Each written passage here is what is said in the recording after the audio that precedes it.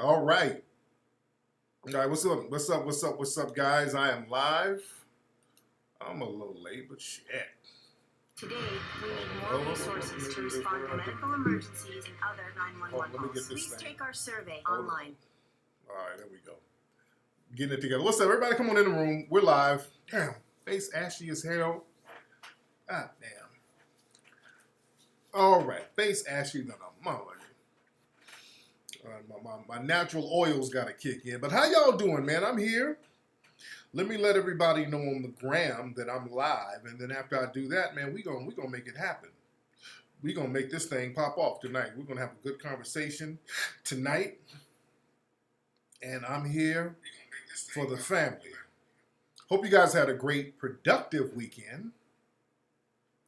Hope you guys have had a great week and everything like that. Let me do this thing. Hold on for 1 second. Up, and once I do that, we are good to go. Okay, let me do this. Come on, thing. And once I'm done with that, guys, I'm good. Okay, bam, bam, bam. All right, I'm here for you guys. Let's get it popping. Let's get it. But while I'm talking to you, let me dab myself up. A little dabs of cocoa butter wouldn't kill a nigga, now would it? So, man, we in here heavy. Shout out to the family. Repping the Bay. Shout out to, yes, that's the Oakland A's. Yes, indeed. Repping the Bay. Oh, man. Yeah, I got to get it a little, glistening a little bit. I ain't trying to glisten too hard, but you dig. I got to get it glistening a little bit. Shout out to New Orleans. Hit the elbows. Yeah, I got that. All right, get a nigga cheeks. All right. So what's going on, man? We're here. A lot of stuff we're going to talk about on tonight's broadcast. Tonight's theme, ladies and gentlemen, we're going to talk about corporate grassroots movements, which is an oxymoron.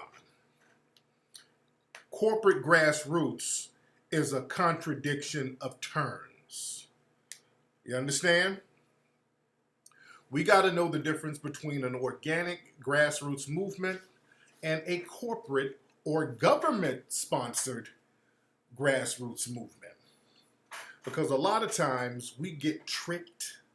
A lot of times we're fooled into believing something is coming from a real grassroots place, but it is corporately or government funded. Now, this is not a new thing. This goes all the way back to really the abolitionist movement.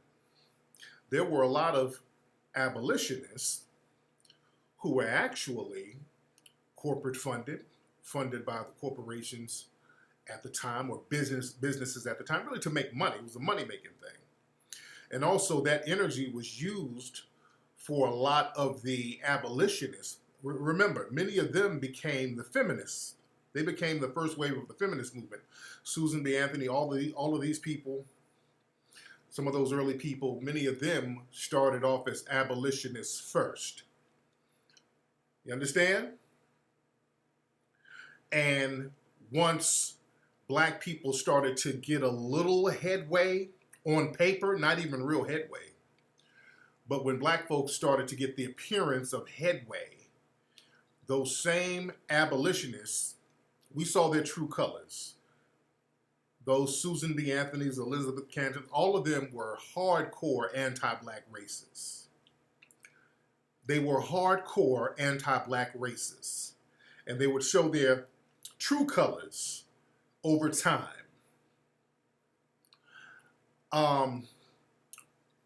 Understand, a lot of our grassroots people, they get co-opted by corporations, but that doesn't, some people who get co-opted, but they still stand on their own principles, that doesn't negate what they've done, but we got to understand how the white supremacists will try to ride that smoke, they'll ride that energy.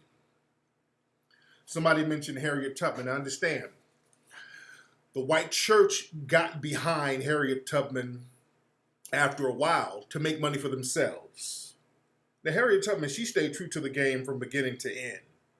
But many of the people within the white church and some of the white abolitionists, they started to help her later on. And then she became a spy for the Union. So, she got a lot of promotion, which there were a lot of freedom fighters at the time.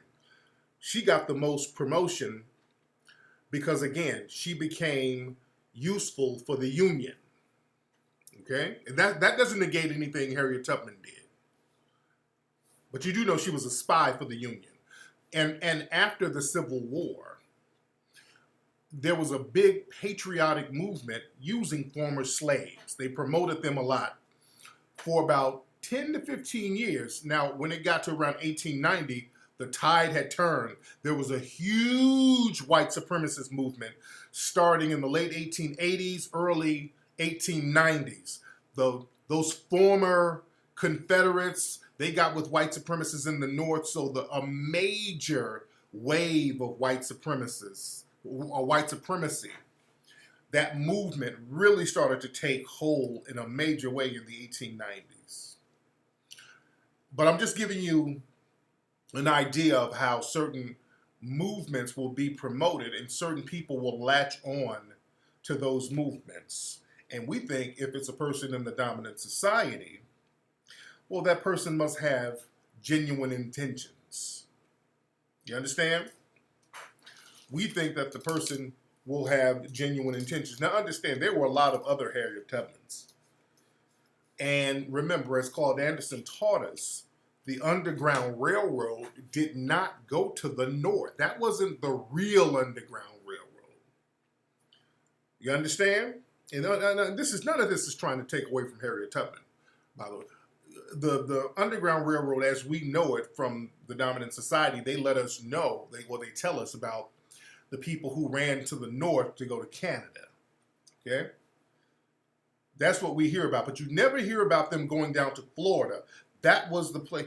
Florida was much closer than every other place. You could just run down to Florida. You could just take the damn coast of Georgia all the way to Florida. You can go from south. That's why so many people from South Carolina were going down there to Florida. Those Gullah Geechees were going down there to Florida. It was easy. It was closer. It was easier. They had to make Georgia a state. Georgia wasn't a state yet. It was an Indian territory. They made it a state to stop all those riders leaving South Carolina going into Florida. They had to make Georgia a state to stop that. So that's where the real Underground Railroad was. But they don't tell you that.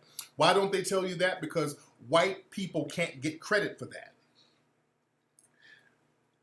White people cannot get any credit for that at all. Those were foundational black American freedom riders doing that on their own without any help. You understand? So when you hear about certain grassroots movements and the dominant society is really, really, really unusually promoting it a lot, you got to look into it.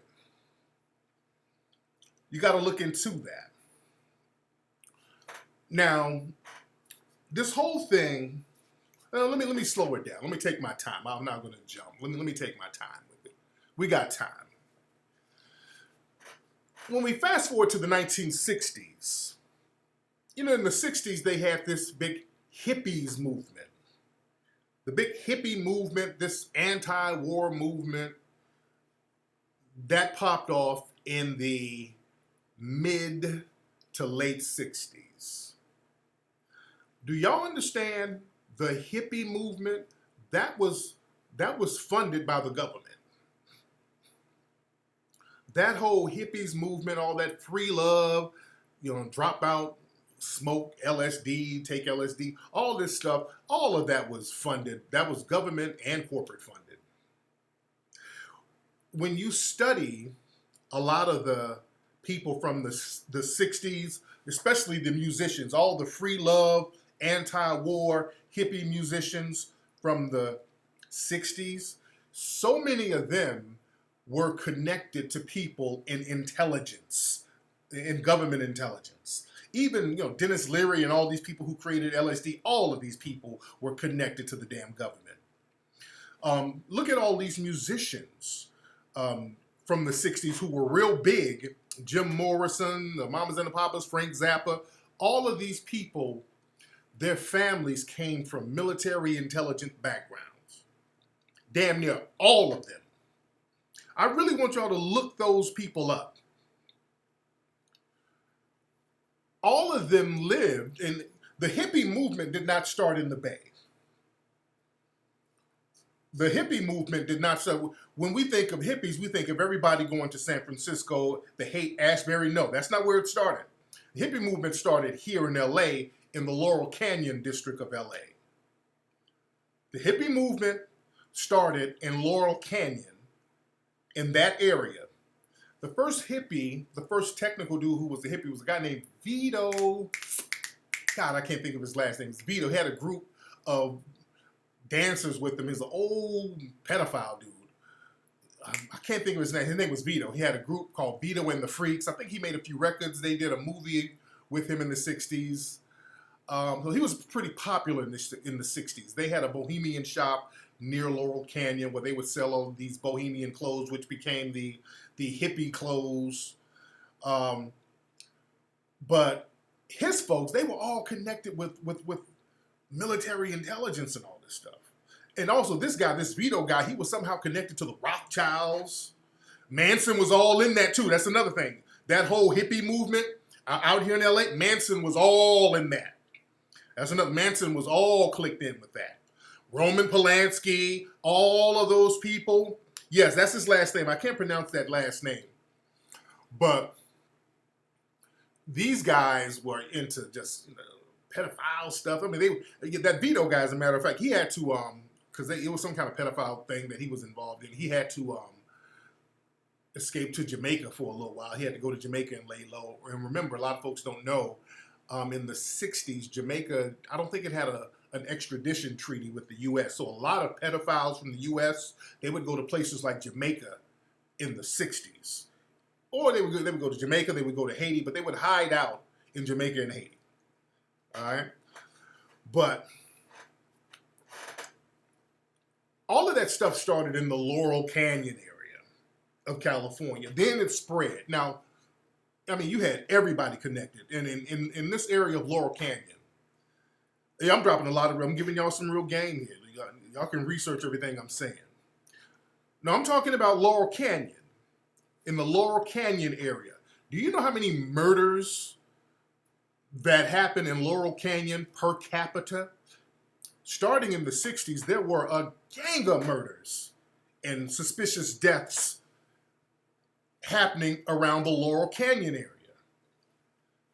Look about Charles Manson and all those folks came from that little Laurel Canyon area, all the people who was with him, but just so many deaths and murders that came from that area. Going all the way into the 80s, they had the Wonderland murders up there, that whole famous murder with John Holmes and all that. That happened up there right off Laurel Canyon, off Wonderland Drive. So very suspicious activity up there. There was also a secret military base up there in the Laurel Canyon area that nobody knew what it was for a long time. They just revealed what it was for really fairly recently, but going all the way back, I think, into the 30s or 40s, they had a secret military installation up. It's still up there now, by the way. And they were very secretive about that. But that hippie movement and all these musicians whose families came from these military and government backgrounds, they just blew up. All of these people blew up. The Beach Boys, all these people just blew up musically. And they all came from this little same area they were congregated in. So when we really look at the details behind these people, we see that was corporate and it was government funded. It was a government funded movement. That movement was really to try to take some of the steam out of the Black Power movement.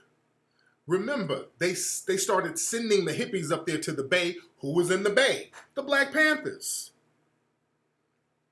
You understand?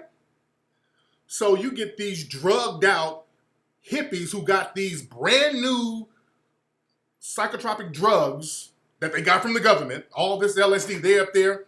All these white women throwing free sex. We know what these niggas like. They like white pussy. So white women up there in the Bay, all these radical brothers up there. So all the white women up there, everybody's free love, free love, free love, all up there in the Bay.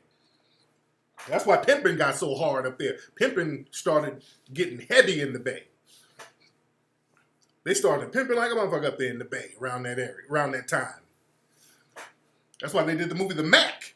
They did The Mac, half of it up there, then they did the rest down here. But a lot of those mind control drug, all of that was government funded.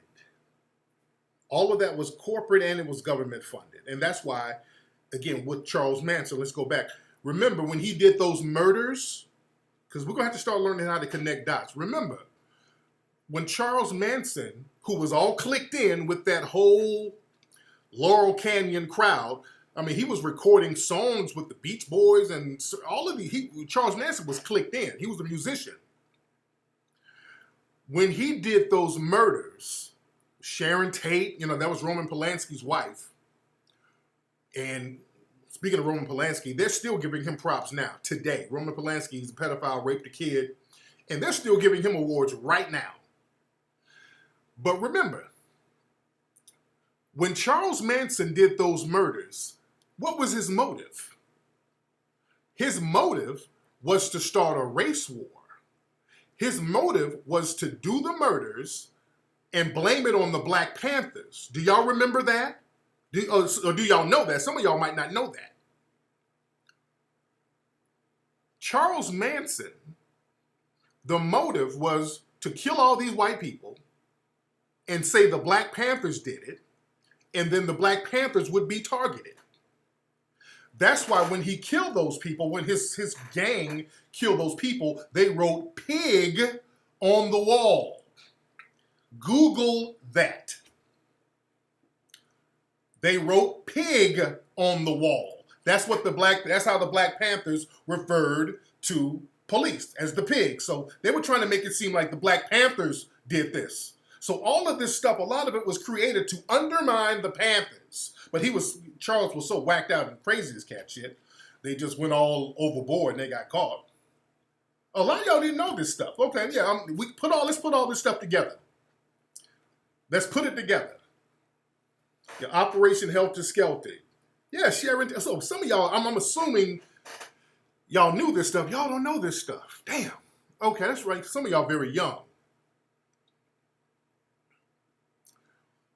So look all this stuff up. So that whole hippie movement, which Manson was a hippie, but these hippies were all under control of drugs. They were giving these people drugs.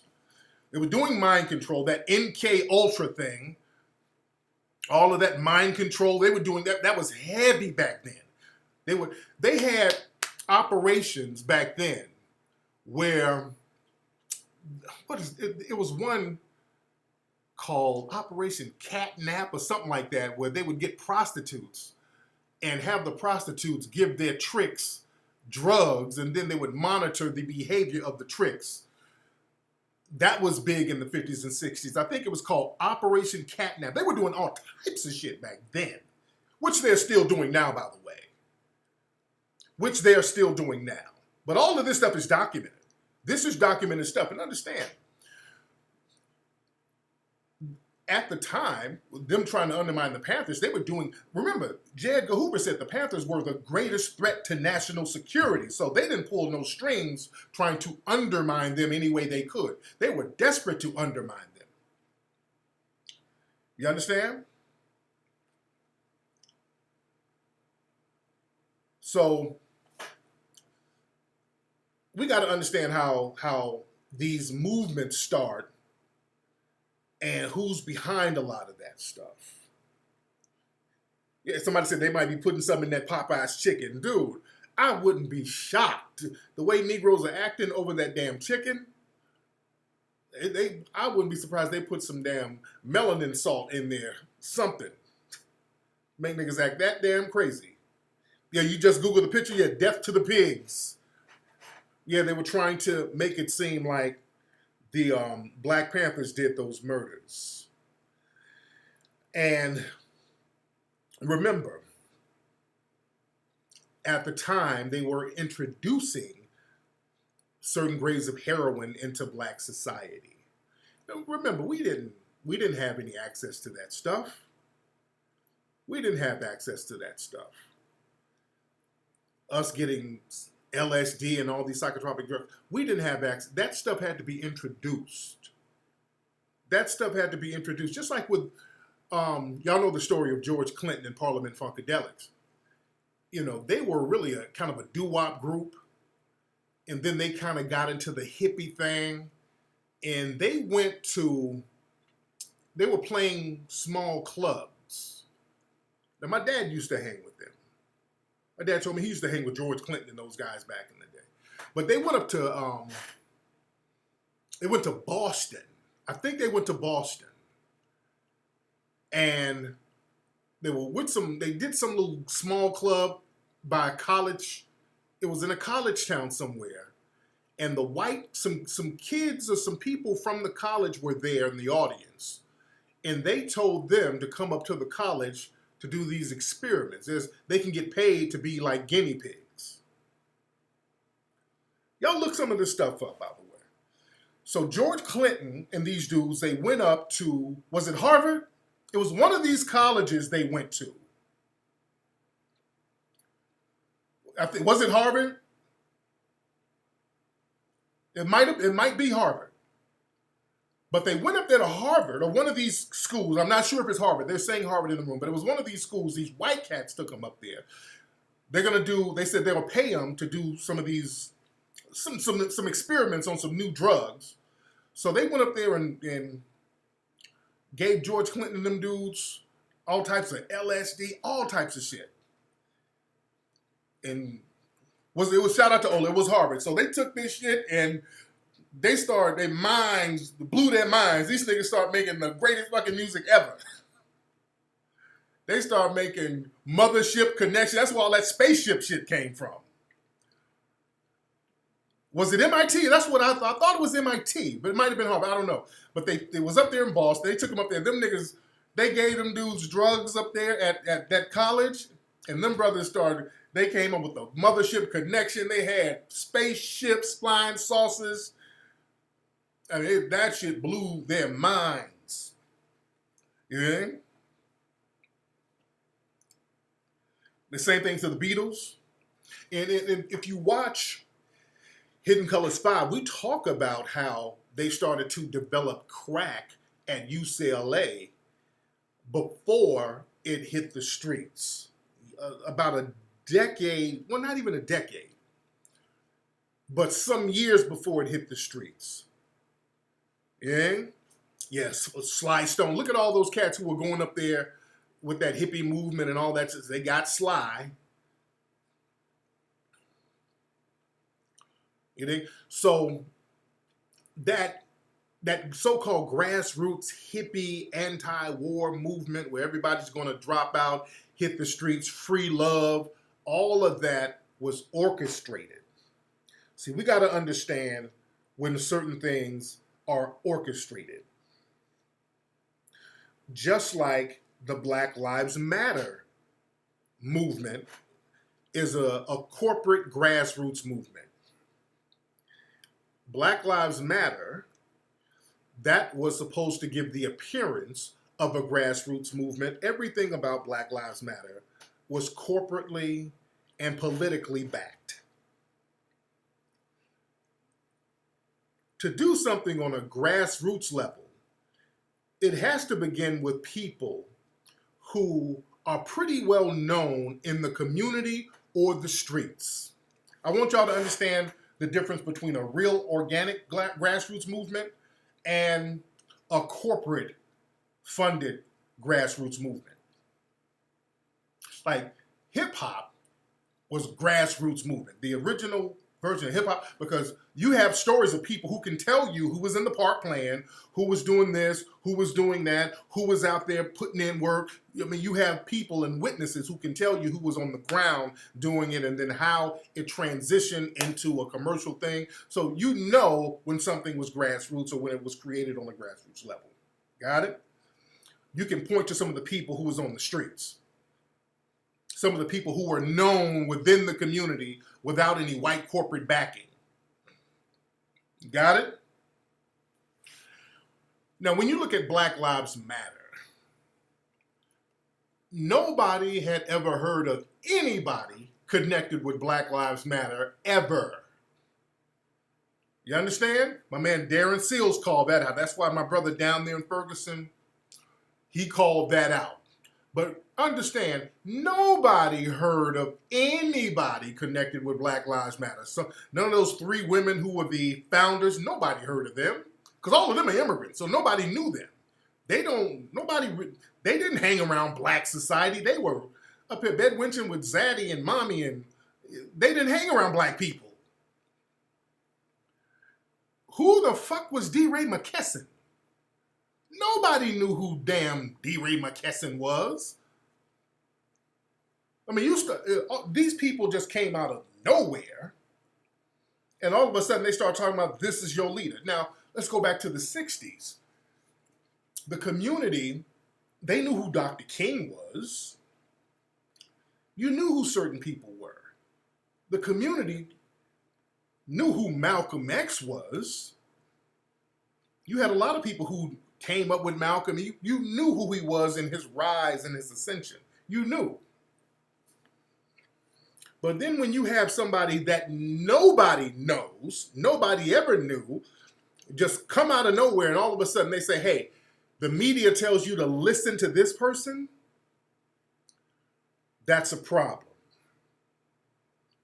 And not only that, I want y'all to remember when Black Lives Matter started popping off, especially down in Ferguson, one thing that they were instructed to do, and this is what corporate grassroots, quote unquote, entities will do, they will attack authentic grassroots movements.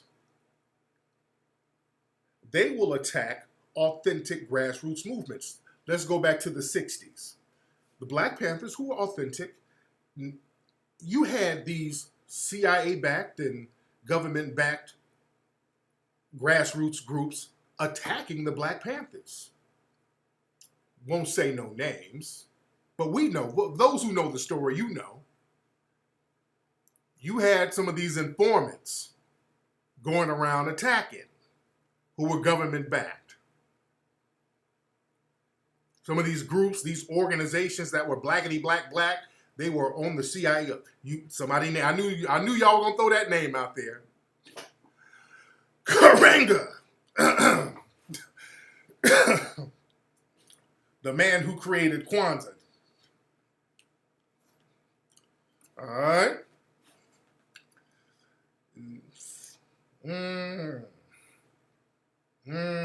Some of y'all know already. Some of y'all know your history a little bit. Some of y'all know your history. Yeah?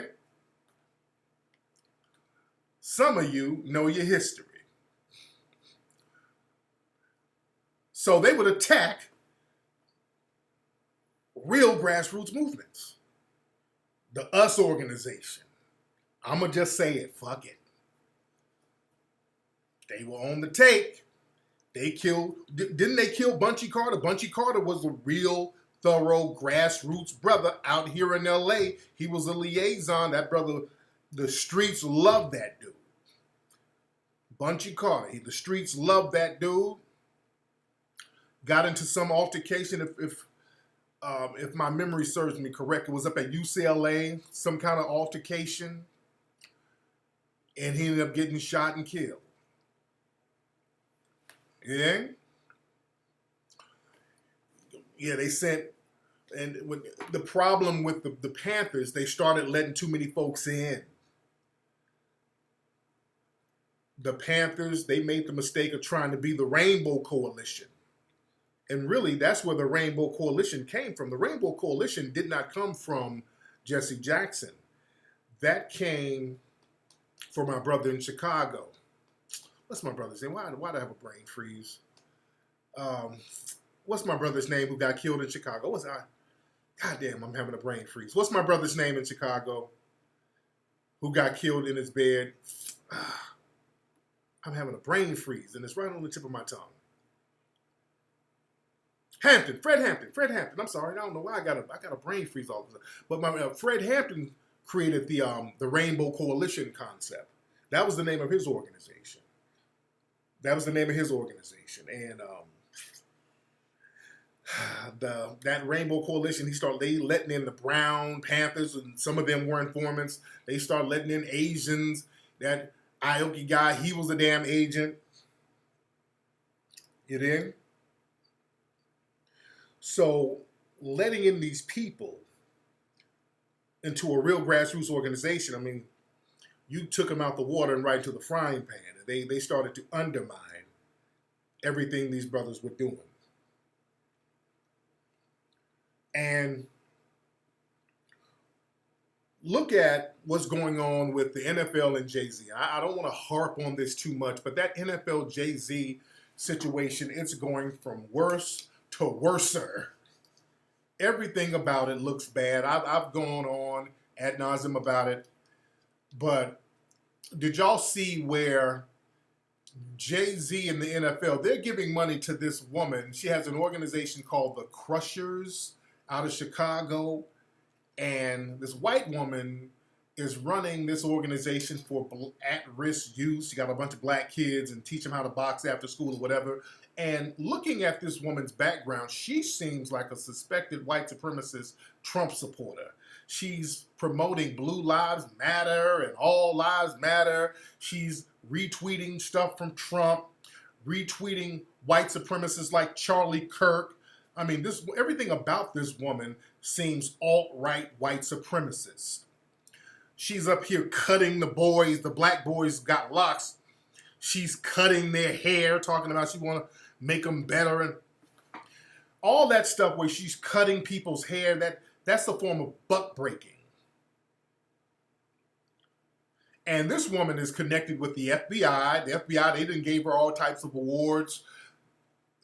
She's getting like $500,000 from Jay-Z and the NFL. I've done some more research. This woman has gotten all types of minority kickbacks and benefits. This is a huge finesse with this woman. And we've seen this before. These suspected white supremacists, they'll get a nonprofit, and the chick from Destiny's Child, her husband or fiance, he's on that too. His whole family, him and his family are a bunch of suspected white supremacist Trump supporters. And he has like a little nonprofit where they get little Negro kids and have them eat breakfast with police and all that old corny bullshit. So this woman is one of these folks who learn how to finesse the niggers. She can get a bunch of niggers, parade them around and get her a big old check. Doing the old Sally Struthers hustle. I mean, this woman gets big money doing that. And the fact that Jay and the NFL, they're giving her money.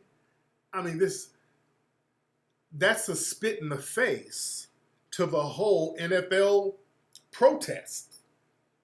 The NFL protest is not about Trump, who then shitted on the players. It's not about kissing the cops' ass. It's about protesting anti-black violence from the police. So giving her money, a person like that, those are the white supremacists behind the scenes winking at each other like, yeah, we got these niggas. And the fact that Jay is a part of that, and again, I try to give Jay the benefit of the doubt. You know, I try to give everybody the benefit of the doubt. This deal is so bad, and it's making Jay look so bad. It seems like they're holding something over Jay's head. It seems like this stuff that Jay is going along with, it's making him look so bad and so funny style. I'm almost giving him credit by giving him an out. I'm like, damn, brother, are they dangling something over your head? Or are you just this type of dude? It's either or. Either Jay has always been a real funny style type of dude, or they got something over this dude. It's one or the other. Look, and I don't know which one it could be. I do remember, y'all remember, some months back, they announced in the media, it was a quick announcement, then they pulled it back. They said Jay-Z and Tidal is under investigation for fake streams. So that story came out, and then all of a sudden that story disappeared. So did they put that out as a little warning? Like, hey, look, Jay, if you don't play ball, we can make things go real funny style for you. You like Tidal, you like being called a billionaire, right? Well, look, we can kind of make all that go away, or we can, we can do some investigating in your streams. You don't want that, do you, Jay? You don't want us investigating your streaming service because, getting into illegal activity, and based on your record, I mean, you did sell drugs back in the day. You're an admitted drug dealer, so we can, Jay, we're going to need you to play ball. Now, we'll make this little story go away. We'll make that whole thing go away, Jay, but we'll call you. So now this story just went away. That whole story about Jay-Z being under investigation with Tidal, that shit went away. It went away. Now all of a sudden, they done paraded Jay around with all of these white NFL owners and all this stuff, and Jay is just sounding funny, sounding like he's a hostage, and sitting back, letting him be the puppet and the face for this janky-ass deal that they have, where they're funneling money to these other suspected white supremacist little organizations. You dig? So it looks funny. Did they give him an offer he couldn't refuse, or was Jay always like this? Let's ask questions. When I start, look, we know Dame has been saying stuff for years, and people would look at Dame like, oh, Dame is just a hater. Dame just mad because he ain't got that money like Jay got. But I know Dame. Dame ain't no hater just to be no damn. He ain't no hater. Dame is a pretty solid dude. Yeah? Was Dame saying some stuff that was correct? A lot of people got short memories. Remember, LL Cool J didn't want to mess with Def Jam no more because of Jay. Remember that? How many of y'all remember that? And I'm just recanting history. I'm not making any accusations because I don't know. Now, when I'm looking at Jay with this deal here, I'm starting to look at a lot of stuff that was going on with Jay that people were kind of funny style about. But yeah, y'all remember LL was like, man, Jay is the president of a label? Nah, I'm cool on that. Nah, I'm good. Nah. LL like, no.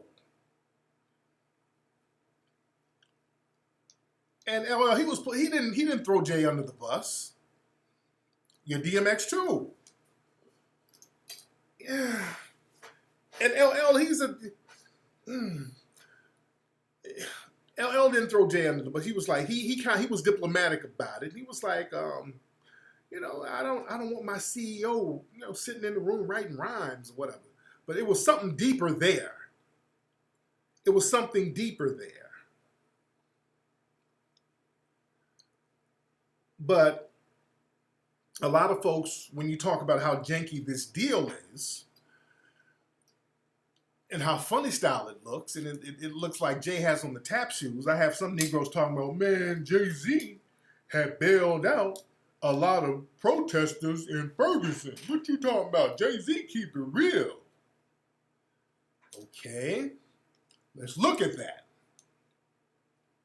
Let's look at that. Because when I start remembering, I remember some real funny style stuff going along with, who were some of the protesters Jay was bailing out? Okay, Jay was bailing out protesters in Ferguson. Which ones? Which protesters was Jay bailing out in Ferguson? He was bailing out those corporate plants. I'm jogging my memory because remember, I was down there. And another thing, before I get into who some of those folks Jay was bailing out, like I told you, the corporate grassroots organizations are put in place to attack the authentic ones. I remember when I went down to Ferguson, all of a sudden, I started to get attacked by D-Ray, by Netta. All of these people that were funded by Black Lives Matter started attacking me out the blue. I didn't know who any of these people were, but just randomly, out the blue, these folks started attacking me like crazy. I'm like, who in the hell are you people? You understand? And some of y'all remember my old stream. I had some of them call up, and then we start exposing them. Some of y'all are new here.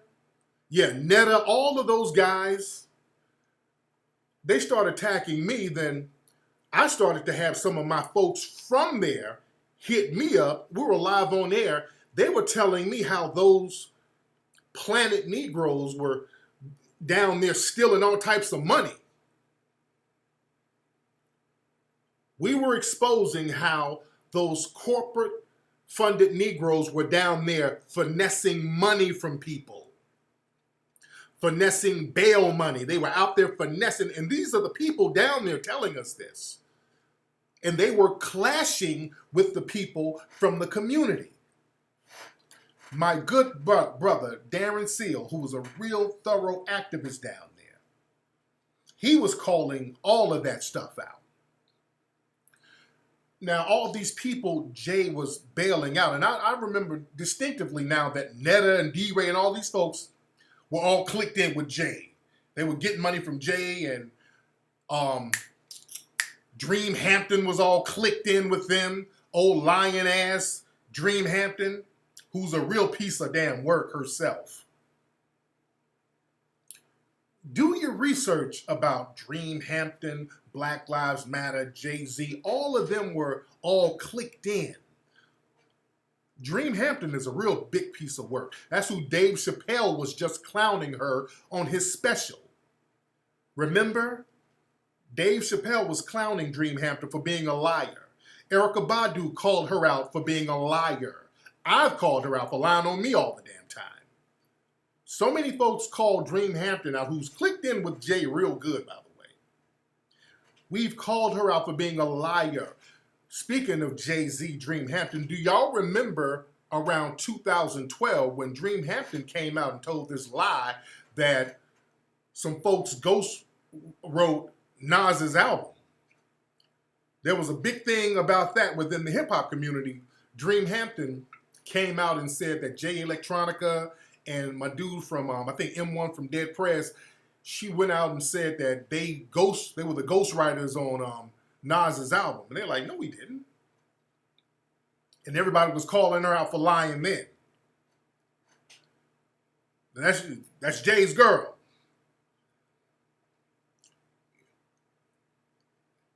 Y'all remember that? Yeah, that was a scandal. So when I see people associating with other funny style people,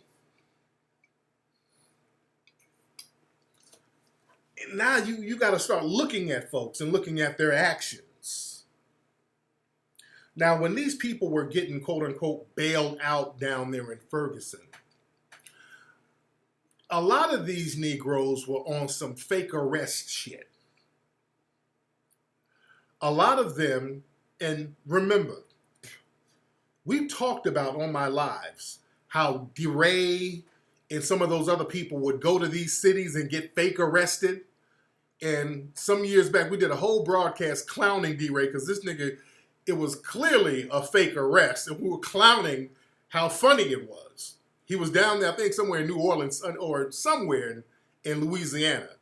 And this nigga got fake arrested. And they had a cameraman down there taking pictures of him getting arrested. And this nigga's posing, all trying to be sultry.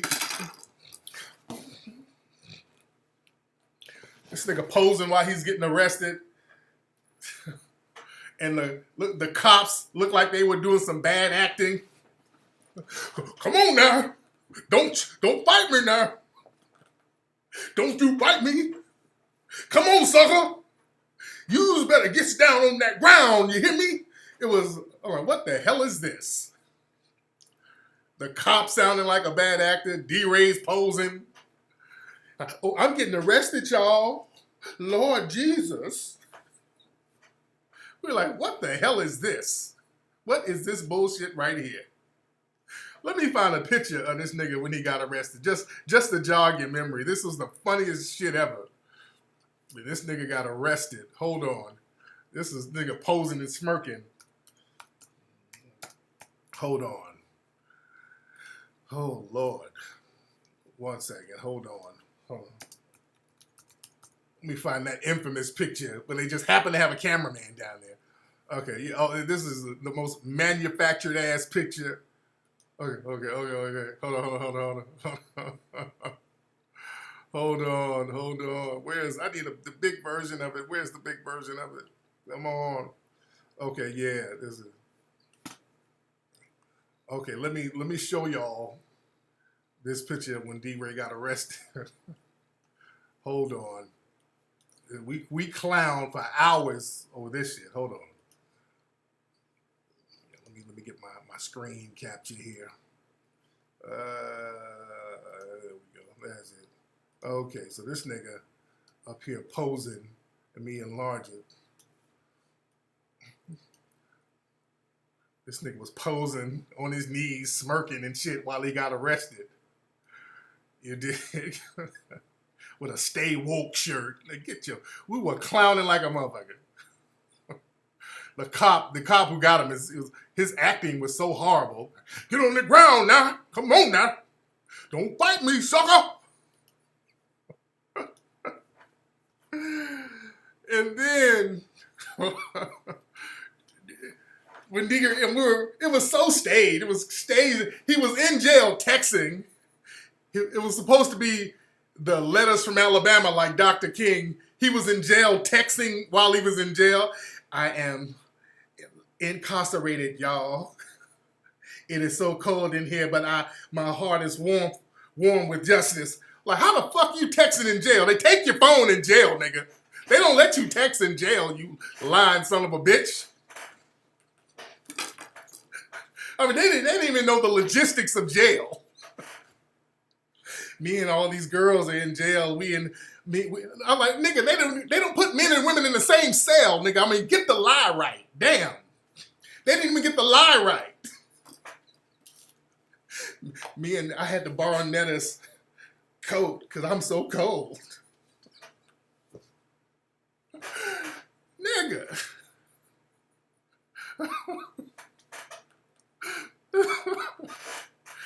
I'm like, y'all really didn't flesh this one out. Y'all don't know how jail works. They don't let men and women be in the same jail, and they don't let you text in jail, nigga. Lord. So how you get? Yeah, how you get arrested with a backpack on? You got a backpack on, and they arresting you. They'll make you take all that shit off. He had a thong in the backpack. They were like, if y'all fake arrest me, can I take my thong and my baby butter? Oh, God. It was laughable. Oh, that shit was laughable. So they were doing those fake arrests. So when they were like, yeah, Jay-Z is bailing out these activists, but these are Negroes, they were planning on going out there, getting certain people would get arrested. Then they make this big horse and pony show about Jay bailing them out. But the people there, like Darren, and I wish I had that video on cue, he was saying, hey, man, they talking about all these people to raise money for bail, because that's another thing they were doing too. Somebody would, quote unquote, get arrested, and then another one of these little shea butter niggas would start a GoFundMe and get a whole bunch of money to bail somebody out. And the bail is like like $50 or $100 or something. Then they raised 20. So they were just using it as a big old finesse. They were starting GoFundMe's left and right. It became a finesse. And my man Darren was like, hey man, you got some real people down here who did get arrested and nobody's bailing them out. This is what Darren was saying. He's like, hey man, these people are phony, man. They coming out here scamming money, talking about they bailing this person out, bailing that person out. There's a lot of us still locked up and ain't nobody helping us. So Darren Seal, that was the real voice of the area. He was telling people the real. And speaking of D-Ray, Darren slapped the shit out of D-Ray and ran him out of Ferguson. Those brothers and sisters who were from there, they didn't appreciate that at all. Darren was exposing all of them. My man Darren ran them dudes up out of there with that bullshit. Because what they were doing, they go out there, oh yeah, Mike Brown, hands up, don't shoot. And let's talk about lesbian and gay issues. Then they start, it became an LGBT hookup. Then all of them, they're down there hooking up, getting engaged, and just making a big old production about their sexuality. Then it became an LGBT thing with all of these activists. They took all the energy away from injustice against black people and turned it into an LGBT hookup. The people of Ferguson were pissed behind that. That's why whenever DeRay McKesson tries to go out on a book tour or whatever, you got people from Ferguson or from St. Louis will show up to where he is and be like, hey, fuck that nigga. He don't represent us at all. Whenever DeRay does any kind of public appearances, it's all white. The media got him and parade him around to white society and pretend that he's some kind of significant force in black society. He's a nothing burger in black society. And the people of Ferguson, they will not let him be classified as one of their representatives. Every time he shows up somewhere, they go and they say, hey, that nigga's full of shit. He does not represent us. He never represented us. You dig?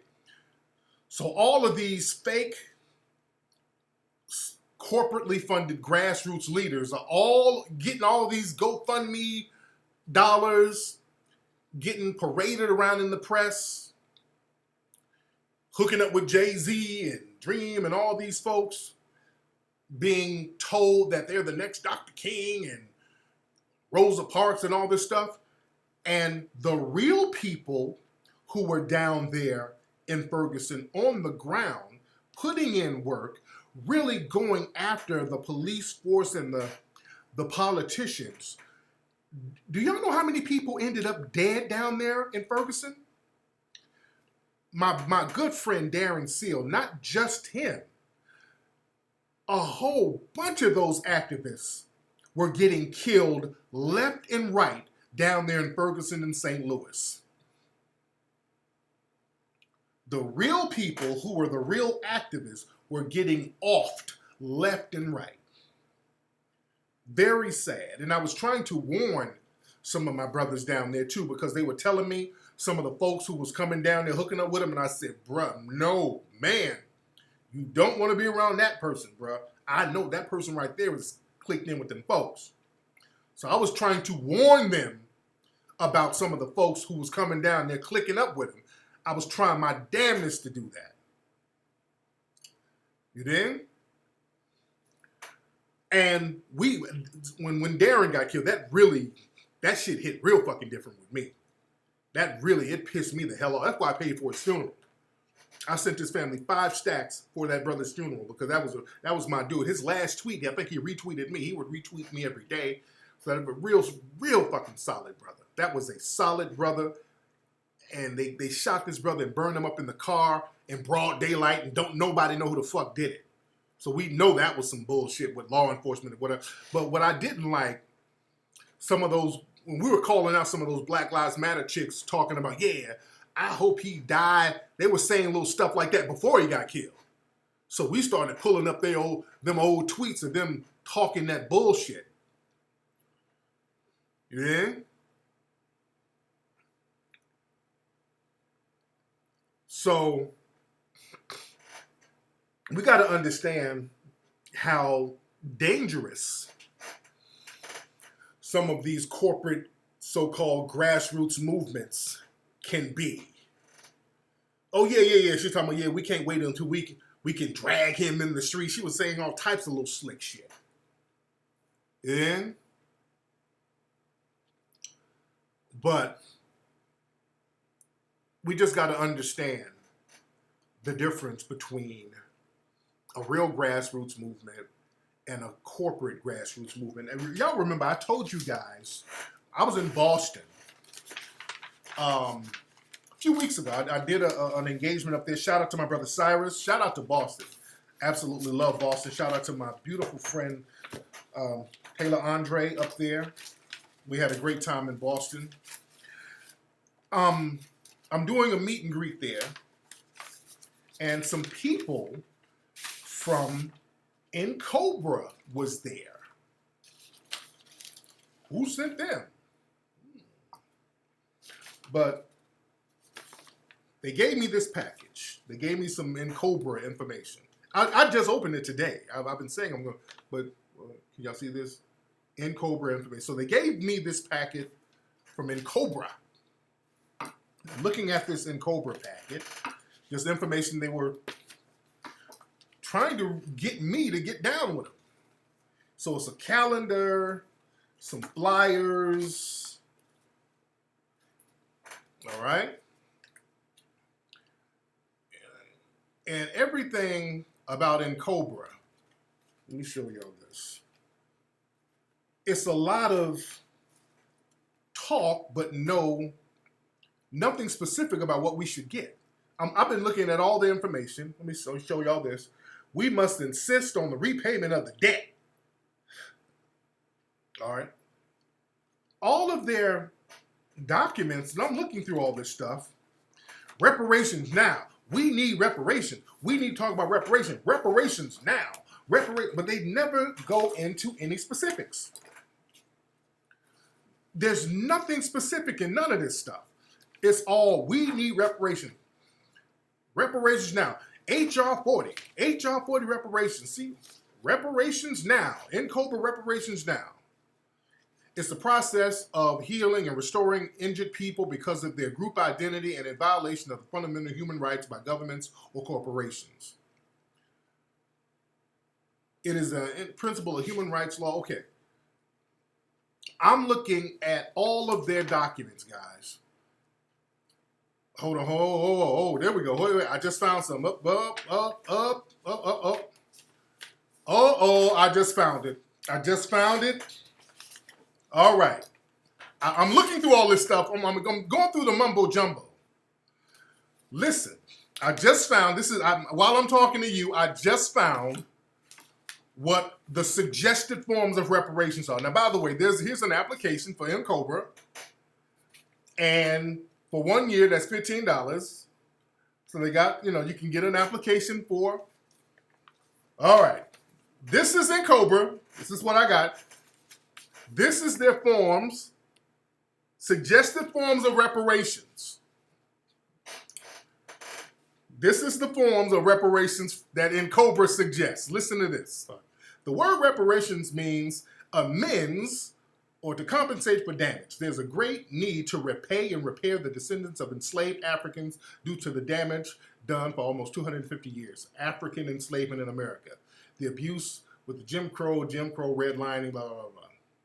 Since the African American community is not monolithic, our views on what we feel should constitute reparations varies widely. Okay. They got 4 things. Debt relief. Number 2, educational loan forgiveness. Number 3, affordable housing. Number 4, free political prisoners. This is it right here. No, this ain't really tangible like that. What the hell? This is it. This is what it is right here. So y'all can see what they... No. No. They gonna have to break some bread. No. No.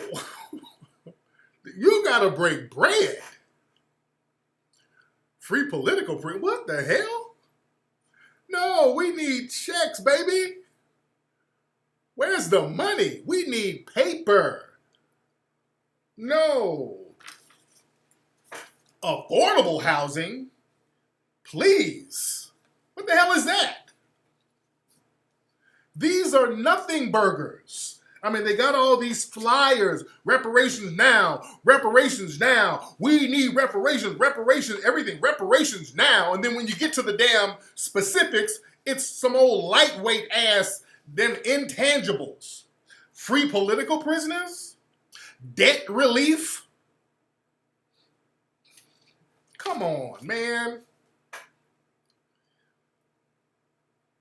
Oh, affordable housing. What is that? Section 8. No.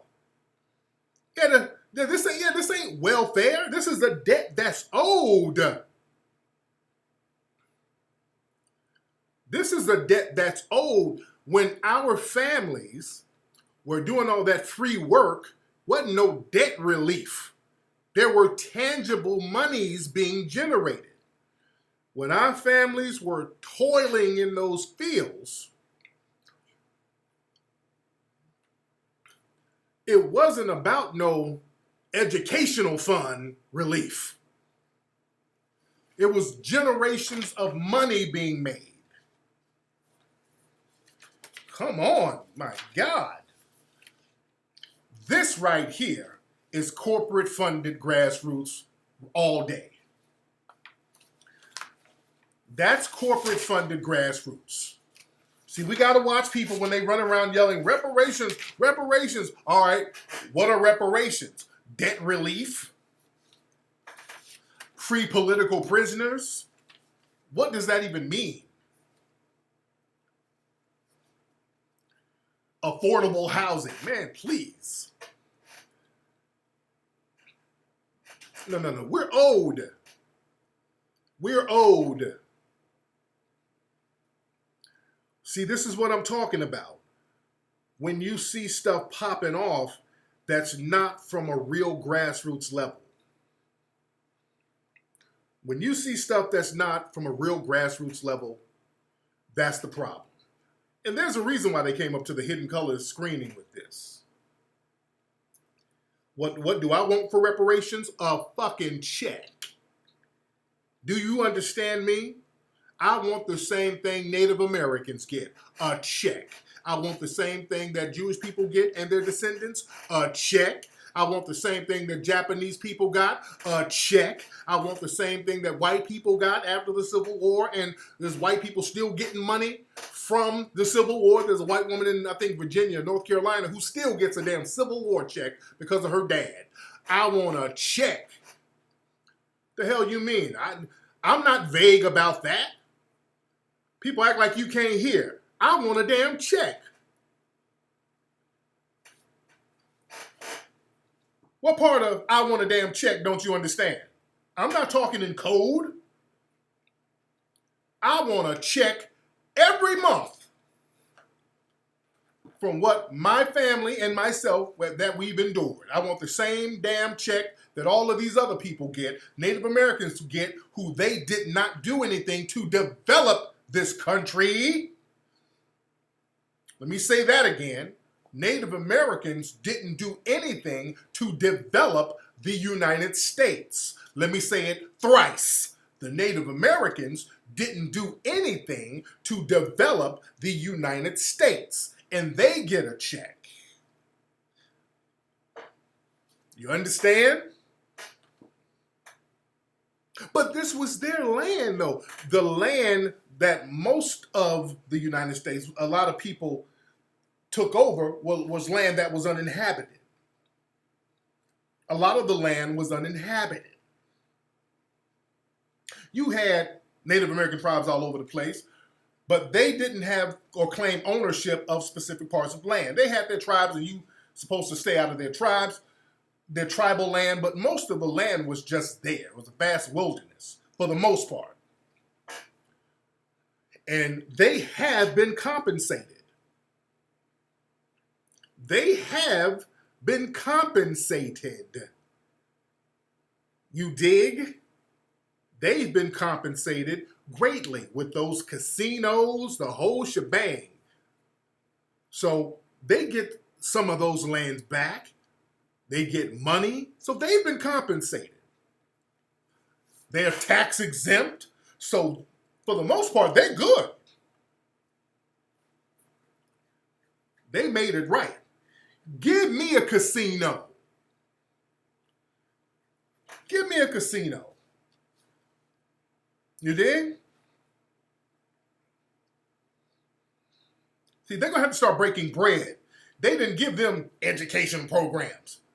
They gave them money-making items. You dig? See, don't be scared. We got to stop being scared to say exactly what we want.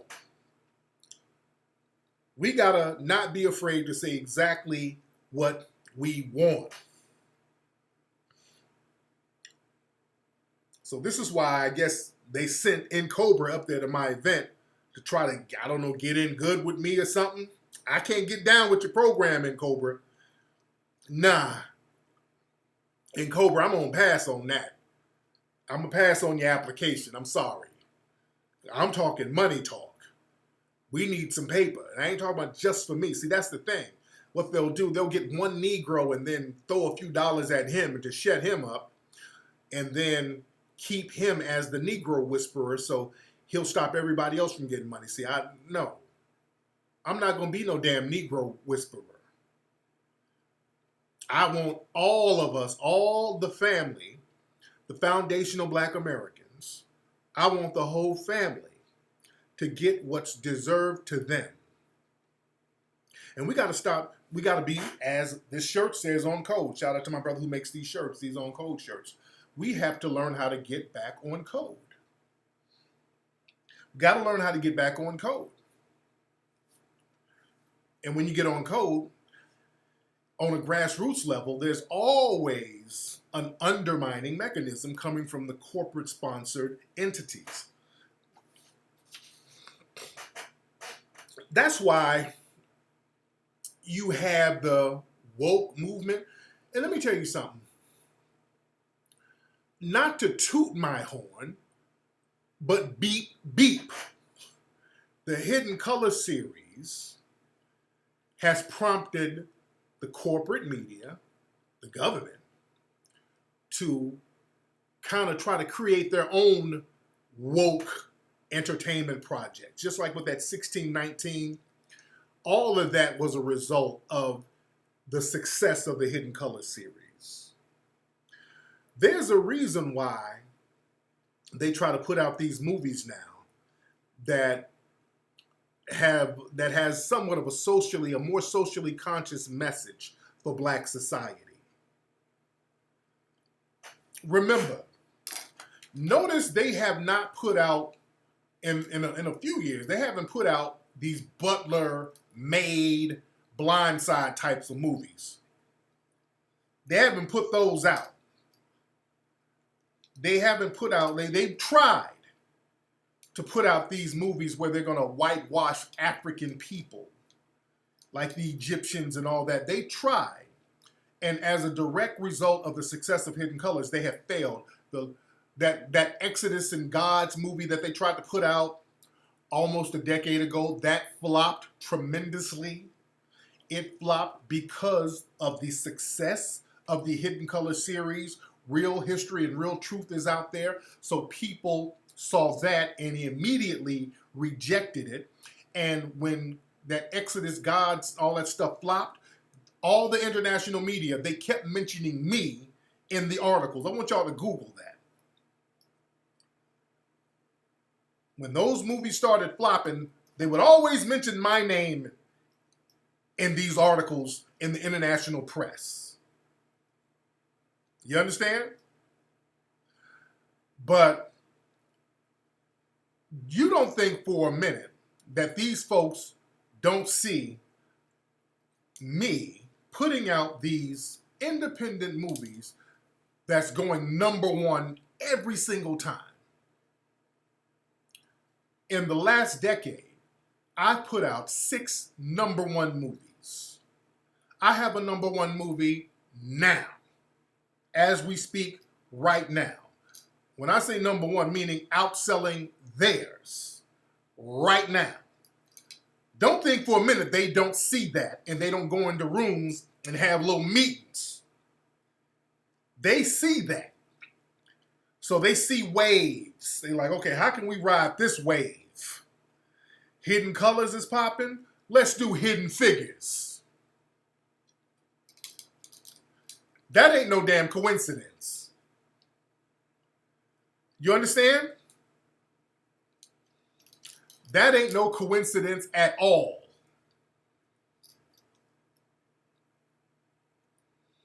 They'll just take the fucking name of the movie. They'll take the name if they could. They would take the whole name if they could, if I didn't have to copyright it. If I didn't trademark it, they'd just take the whole name, Hidden Colors, and make their own. But I'll go so far to say that the grassroots movement that was sparked by the success of Hidden Colors, because everything happens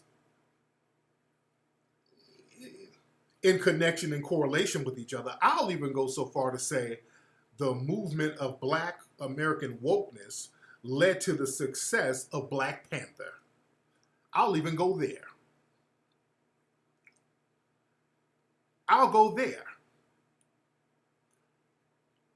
I will even go there. It led to the success of that.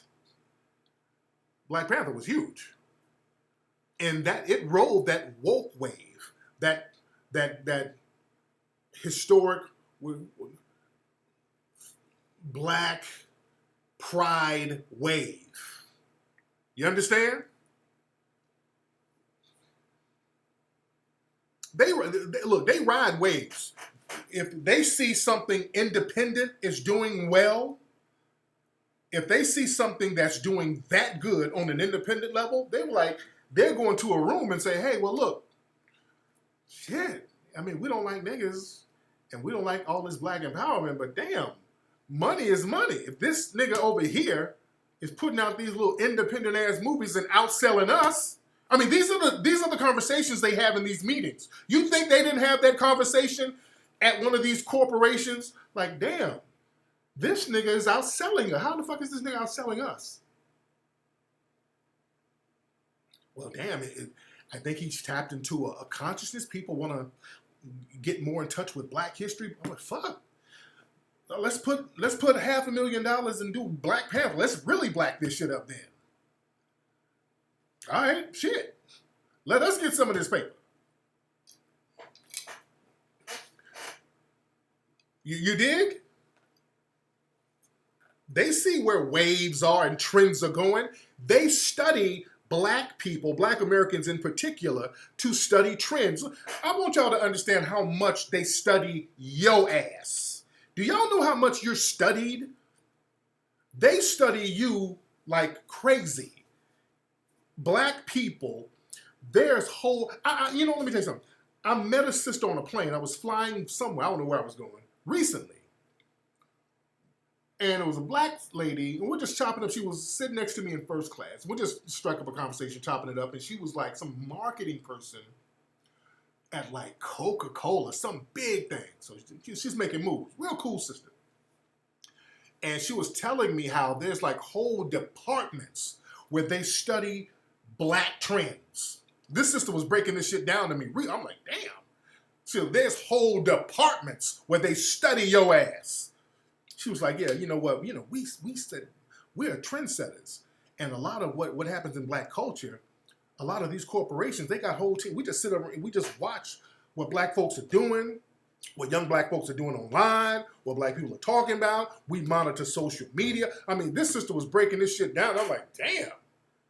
So when we see a trend go in a certain way, you know, we get our marketing team and we jump on that. But basically, all we do is just study Black folks online and just see what they're doing, see the trends, see the wave. And it's like, Big ass money in that. They got whole units that just do that. The analytics, yeah, man. There's this whole departments that just study you and your movements and your talking and your conversation. They just study it. Yeah, clothes. Yeah, she worked for a clothing company too, so they would. She was telling me about there's I worked at some clothing company she worked for. I want to say it was like Adidas or something like. It was a big corporation. No, I think it was Reebok. And I don't want to put this sister's business out there, but she was like, yeah, there's some shoes that we're about to put out. I don't like them, but they're ugly to me. But our market research shows that the kid black. They're real big, bulky shoes, and that's going to be the new wave. And we're putting like $8 million into this, and I'm like, wow. But that's all they do. You did that for your company, Jay? Yeah. That's a whole industry within itself. Studying us is a damn industry, dude. It's an industry studying what we do. You understand? And because I'm a foundational Black American, I live Black America, so I know what we like. I know because this is my family. So I can catch waves because I'm already tapped in. Just like when I started doing my books, I know what we like to hear. I know what we like chopping up about. Because I talk to people. I'm out here in the streets. I'm out here chopping it up. So I know what we like to chop up game about and what we like to learn and what we want to hear and what's missing. Because that's another thing. I look at not just what the wave is, what should be the wave. What's missing. You understand? I look at what the hell is missing. What do we need that will make our vibe go smooth? What are we missing that'll kind of take us to the next level? Yeah, you got to know what your consumers want, and instead of me getting a marketing team, I just chop it up with folks. I just go into my community and chop it up. A lot of folks can't do that. You dig? A lot of folks don't, and that's another thing. A lot of that has to do with being on some street shit. See, there's a lot of people can't do both. A lot of people can't move, and it's very rare that people can do this, who can move in a respectable manner and get a lot of respect on the streets and really hold their own in a boardroom. That's a very fine line. A lot of folks can't do that. It's very rare that certain people can do that. And when they can do that, they become a very valuable commodity. A person like Tupac could do that. A person like Jay Prince could do that. You understand?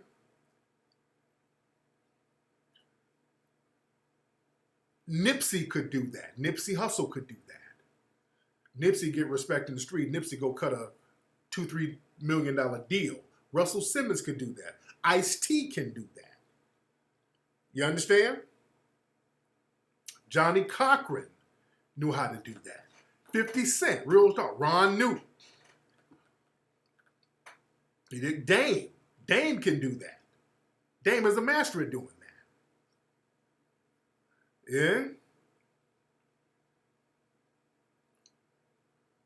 Who can get respect on the streets and go in a boardroom and get that same respect and kind of explain and get a deal popping and really articulate what the trend is and where the trends are going. You know?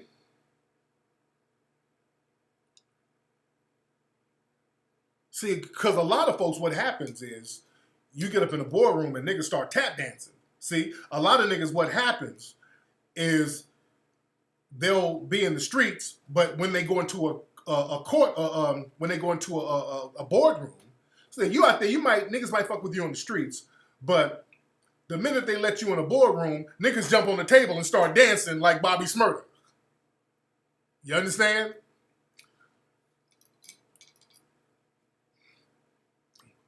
You dig? So now you don't know how to handle these folks in here. You don't know how to handle these people on this boardroom. So you get around them and all of a sudden that coon that was living in you starts coming on out. You dig? So that's what I mean. You be able to go into that room with them white folks on a corporate level and not be scared and not going in there buck dancing and shit. That's what I mean. You know how to go in there and cut a deal without being desperate and without being coonish. That's what I mean by being able to balance that out. You did? Because a lot of niggas be on some rah-rah shit in the street, and the minute they go get around some white folks, all of a sudden you got a banjo and you in there performing.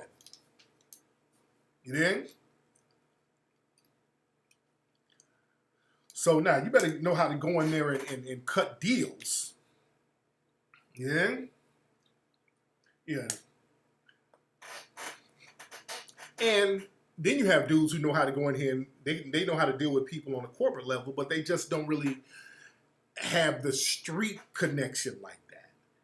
You really don't have the street smarts, like, because you're not really connected to the people on the street level. And this is where you have a lot of these jealous ass bedwenches and coons who are immigrants who come here and they start working for these corporate entities and they have zero connection to the streets. So all they do is go in here and become bedwenches and bedbugs, and they become propagandists. What they do, they are put there by the white media and white corporations to sabotage black society and to try to sabotage waves and movements. You understand? Because see, it goes a different way. This is why, let's go back to these niggas who just pop up out of nowhere, or some of these Negroes who they done got, and these white media corporations, when they get some of these immigrant coons, these are niggas they use to spread propaganda. They're not trying to get a wave of what's going on. These are their employees. These are just employee-ass niggas who are there to push the white supremacist line.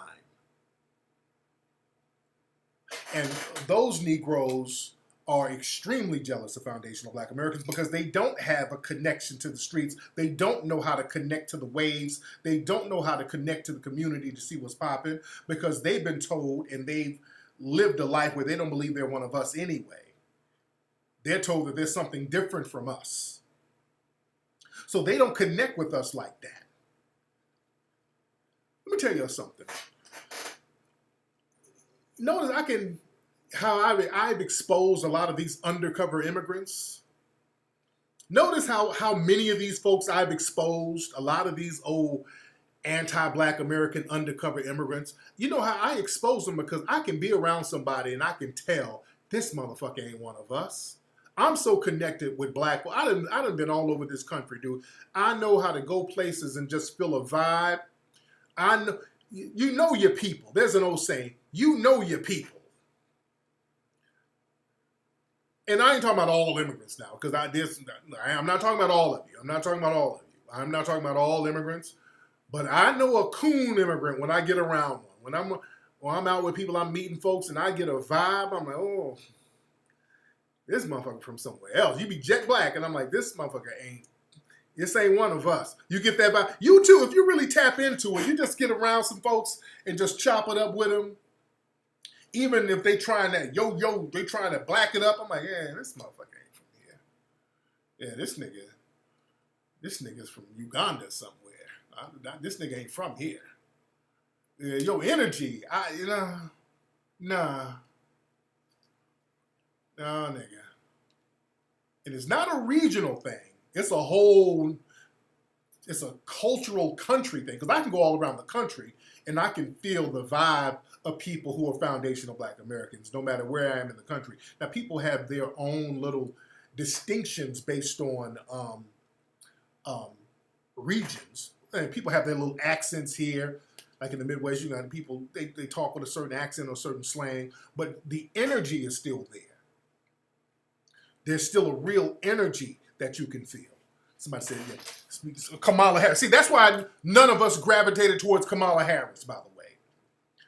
You know how Kamala Harris is getting zero black support? And let me play that video of Kamala. She ain't getting no support.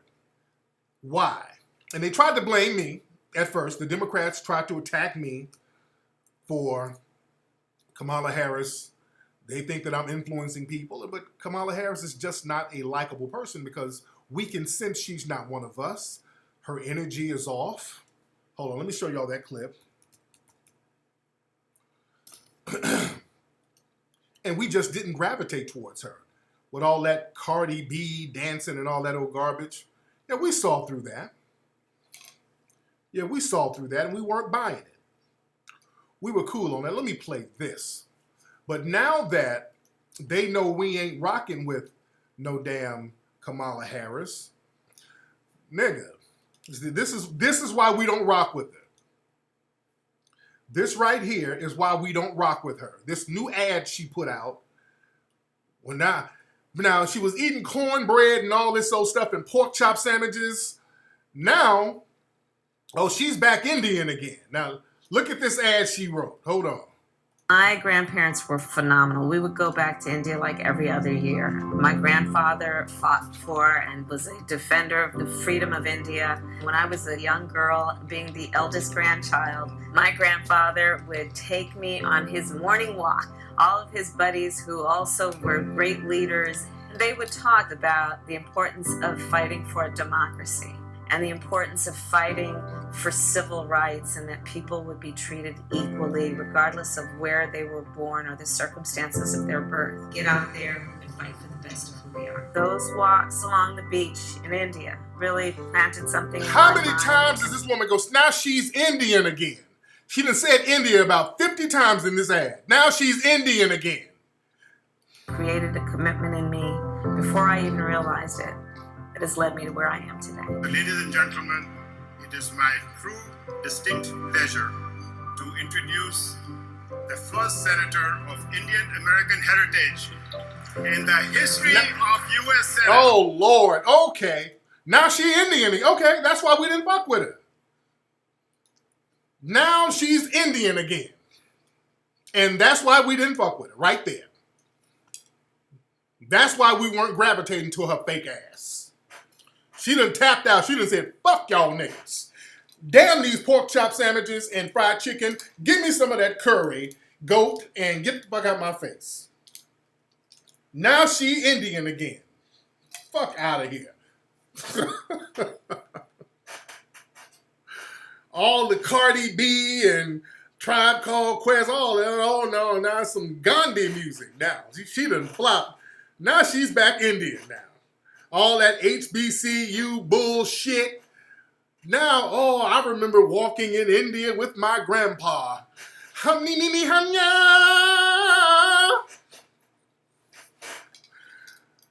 Fake as hell.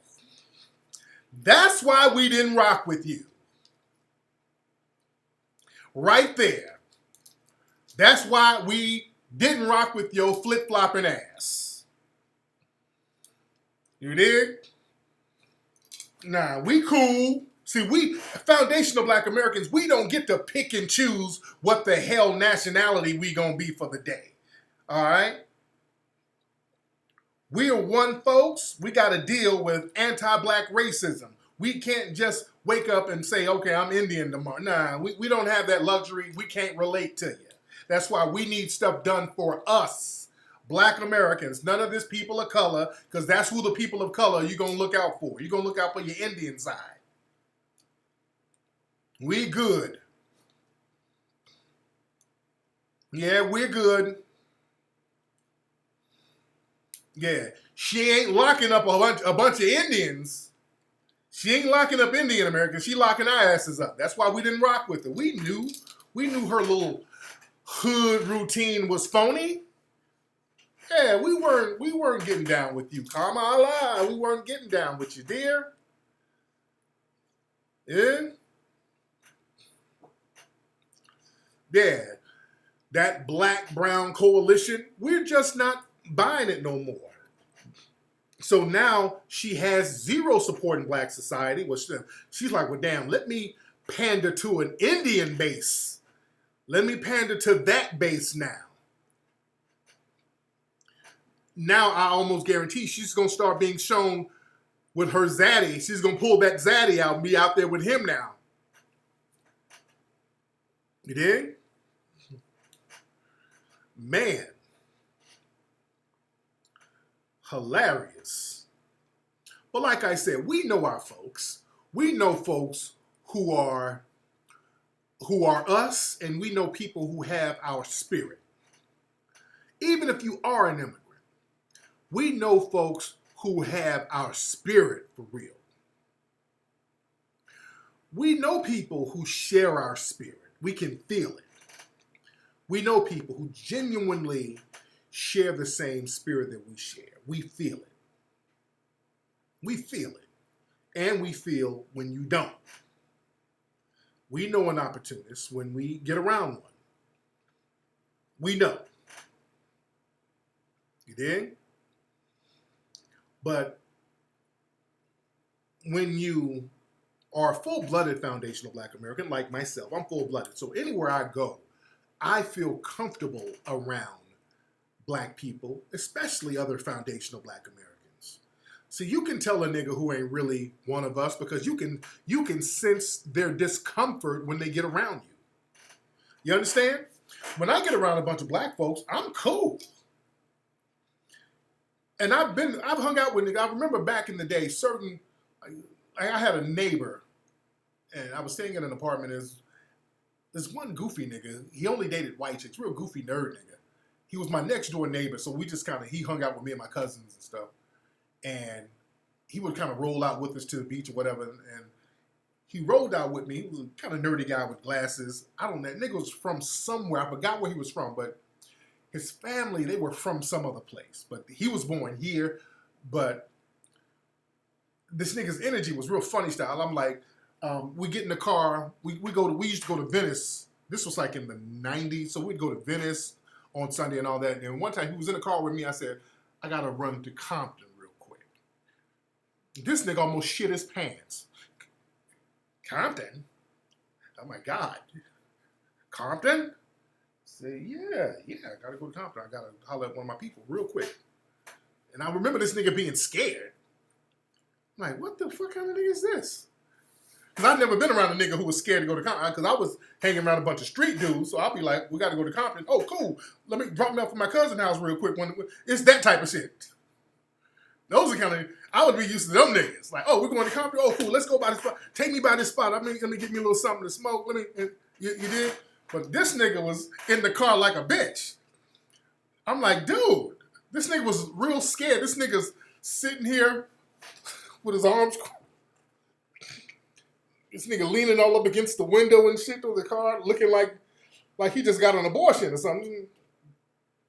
Oh my God. Are we safe? Like, nigga, what the fuck is wrong with you? What's wrong with this nigga? So I wasn't used to being around Black people who were scared of other Black people. That was weird to me then. That was weird to me then. You know, niggas who were scared of other Black people. You know what I'm saying?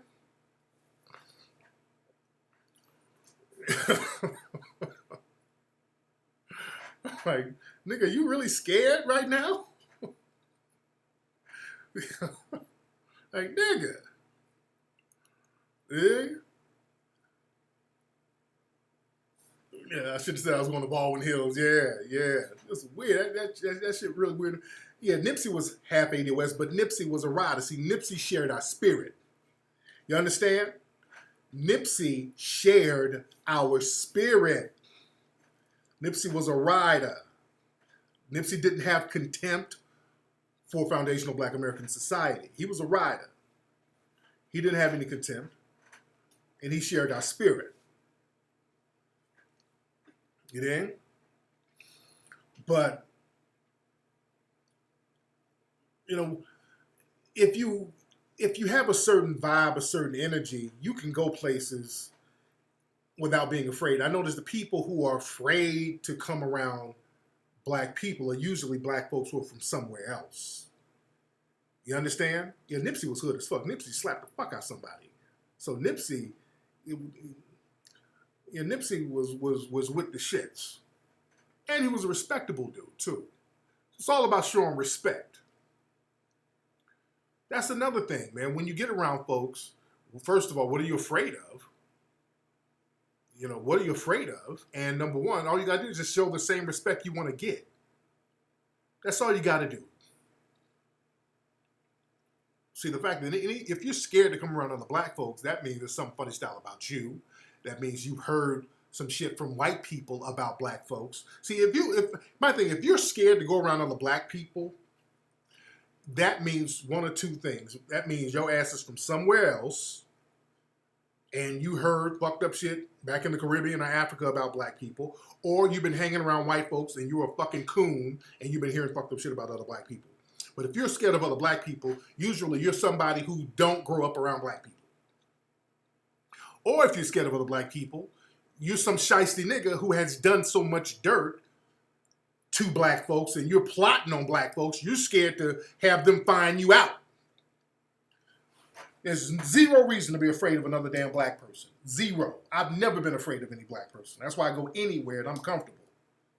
Not just because I'm known too. Now people know who the hell I am, but even when I wasn't known, I could still go anywhere and still have that same level of comfort. Because I go in with respect. I don't have any nefarious ambitions. You dig? And people can respect that. And I know black people. And I know black people are just not out here just doing grimy, dirty shit. I know they are not. So I don't buy into no damn stereotypes. That's why I've never had any problems. Now, that doesn't mean, there's dusty niggas everywhere, But usually, they catch somebody who's looking or acting like a mark anyway. See, notice a lot of niggas who get robbed or beat up are niggas who are somewhere flossing and showing out. You dig? Let me tell you how the streets work. Let me tell you how most niggas get got. So motherfucker who's somewhere showing the hell out, and you flossing, and you kind of doing too much, and you looking and acting like a mark. And that's how you get caught slipping. You go somewhere, don't nobody know who you are, and you extra flashy, you extra loud, and some of the niggas are looking like, okay, let me go pat this nigga's pockets down, get him up out of here. This nigga, first of all, he's bringing too much attention. We don't know this nigga. He's doing the most. So before we get him out of here, we're going to rob this nigga. That's how motherfuckers think. It's always some nigga who's doing the most who gets caught out there slipping. A mark means somebody who puts himself, who looks like a victim. Nigga, you look like a victim right now. You're looking like food. Because if you're out here flossing and all this and don't nobody know who you are, and you flossing in somebody else's spot, but don't nobody know you, now, nigga, you food. That's where the check-in thing comes in. When you go places, in certain hoods or whatever, the check-in thing means, okay, do you know somebody? Because look, there's gangs around here, there's cliques, there's crews. So, we don't like talking to no damn police. So if anybody come around here looking like they doing any kind of money business, we kind of want to know who's who. So you're good, so if you out here and don't nobody recognize you, I know you, so I'm holding you down, so we're good. You dig? So that's where the kind of the check-in vibe comes from to a certain degree. When you go somewhere where you're unfamiliar, the person who's your liaison, they're supposed to make sure you're good. So when your name comes up or your face shows up, you're good. Ain't nobody gonna really touch you based on the respect of your liaison. You understand? That's where, let's be real. Let's be very real about something. That whole thing, when Tupac got shot in in New York. When Tupac got shot in New York, Tupac was very upset that somebody in the studio, somebody connected with the clique there, set him up. And he was very upset, rightfully so. Let's be real about that Tupac shooting in New York. That caused a lot of tension, but good or bad, right or wrong, I'm just talking on some street shit. The tension was actually justified. Tupac had a point. Somebody there set Tupac up. Let's keep that shit a buck. And I'm not trying to stir up any new film. Somebody in that fucking studio set Pac up. Let's keep that shit real. Because, oh no, man, we ain't set Pac up. We ain't do that. Somebody in that fucking studio set Pac. How the hell did the robbers know Tupac was going to be there? Let's just stop fucking around. Somebody there set Pac up. Somebody set Pac up, dude. Whoever the liaison was, let's go back to the liaison. They're making it seem like, oh, Pac is wildin'. No, Pac is legit. One of these niggas set him up. Somebody told them niggas Pac was coming, and they were down there waiting on him. Who?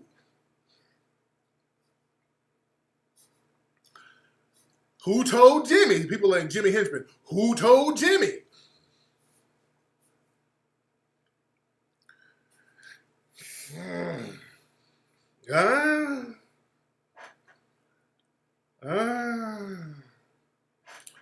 Somebody told.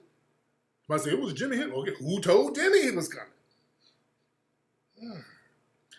Don't make it seem like Pac was wilding the fuck out. Yeah, he was. That was kind of legitimate. That was kind of legitimate. You did? Somebody told whoever that Pac was coming up there. Pac talked to somebody on the phone and said, hey, I'm coming through.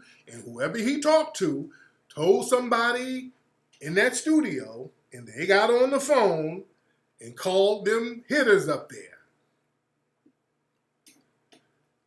Said his own crew.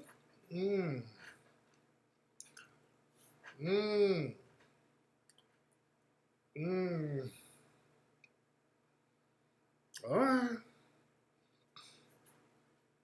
Yeah. All right, but I'm just giving you the game. How, he had legitimate concerns. He had legitimate concerns. No, Pac didn't have a session. It was somebody else who had a session. It was the rapper Lil Sean had a session. And Pac was going to come up there to do a verse. It was Lil Sean's session. And they were going to give Pac $7,000 to do a verse on one of the songs, on Lil Sean's song. So he was going to come on up there. They dangled some money at him because Pac was going through all those cases. So his money was real funny. He needed to make money. So he went on up there, and they were waiting on him, dude.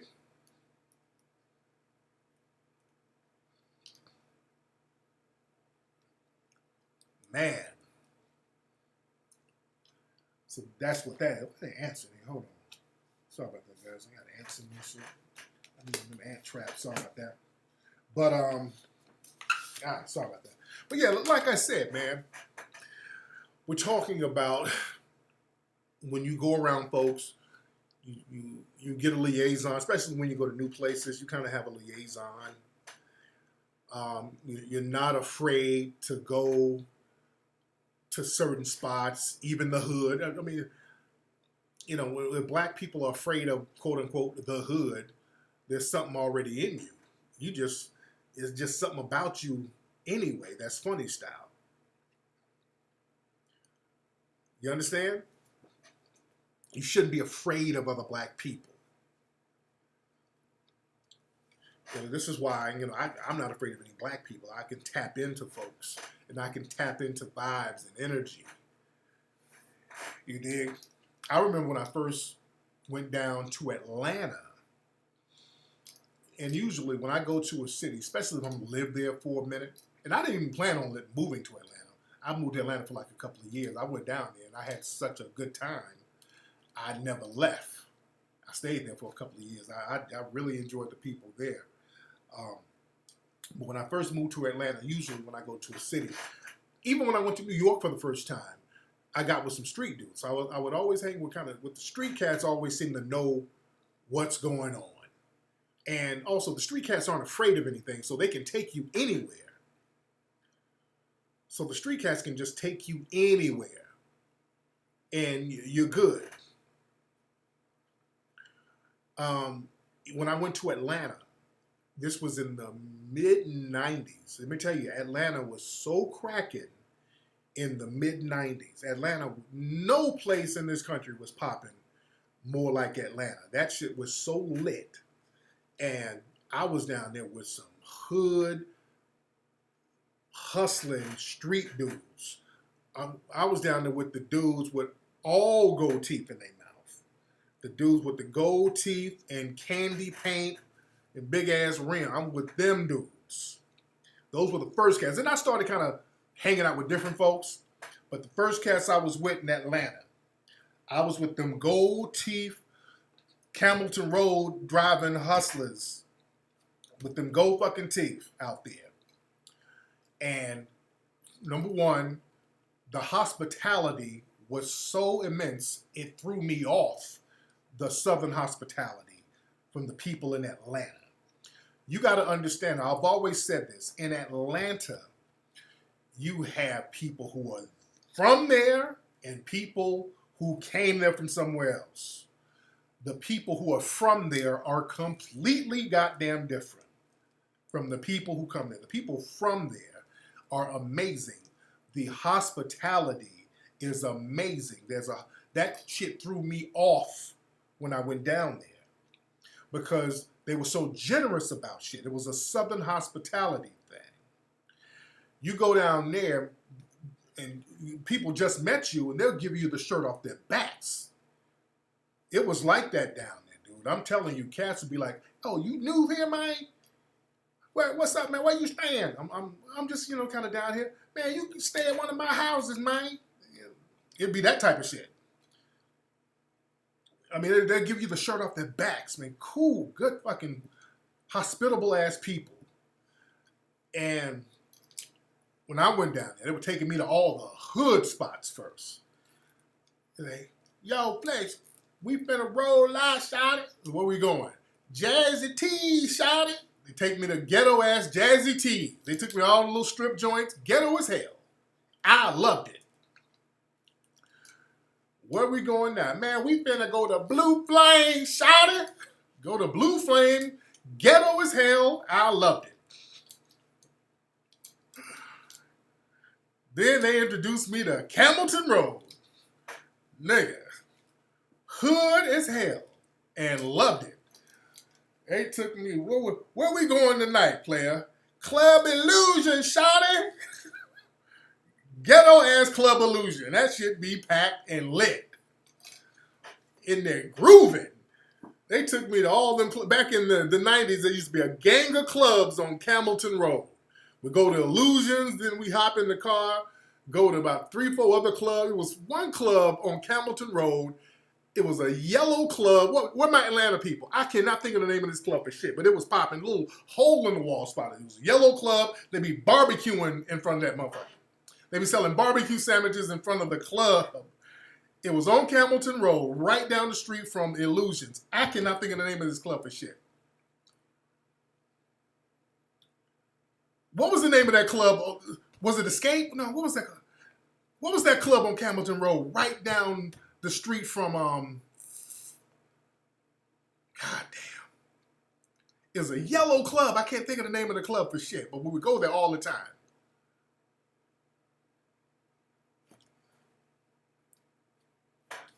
And remember, 112 was at another place. Club 112 was at another place. No. 112 right now, I don't know, I haven't been to 112 in years, but I know they moved it kind of in the outskirts of the city. But Club 112 used to be somewhere else. Where was Club 112 before they moved it? It was more centralized. Where was it before? It was in a mall, right? No. Where was it before? I can't remember where, because I used to go there, and it was packed. It was popping. Where was it before? It was, no, it's in Buckhead. Before it was in Buckhead, though. Was it somewhere on Chester Bridge Road?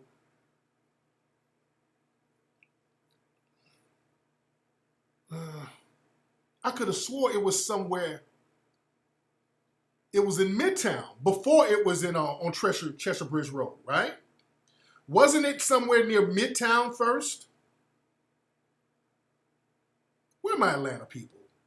Some of y'all are too young. I forget, some of y'all are real young. I remember it was in another place. Right, the original 112 was not in Buckhead. It wasn't. I just can't remember the place. I don't know that area.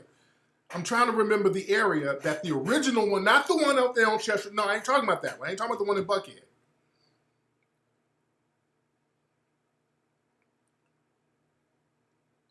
Oh, man, where are my Atlanta people, man? Because I be trying to rack my brain and remember where that shit was.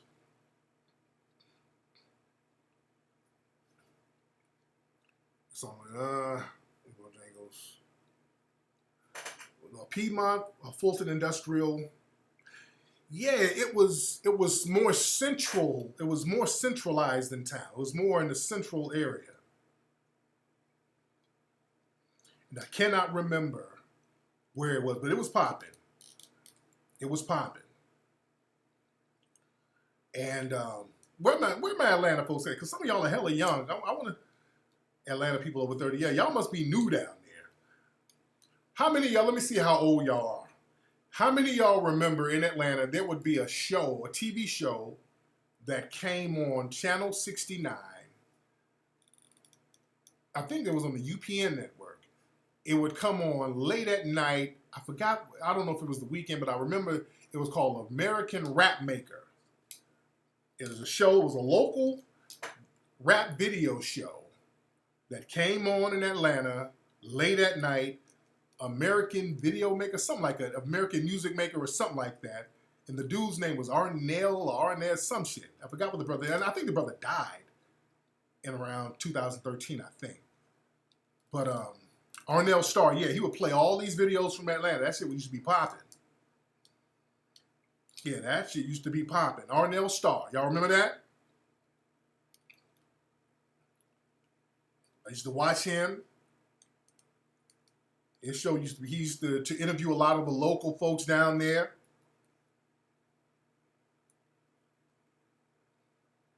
Yeah, American Music Maker. I thought it was American Rap Maker. It was something like that. But yeah, Arnell Starr. Excuse me.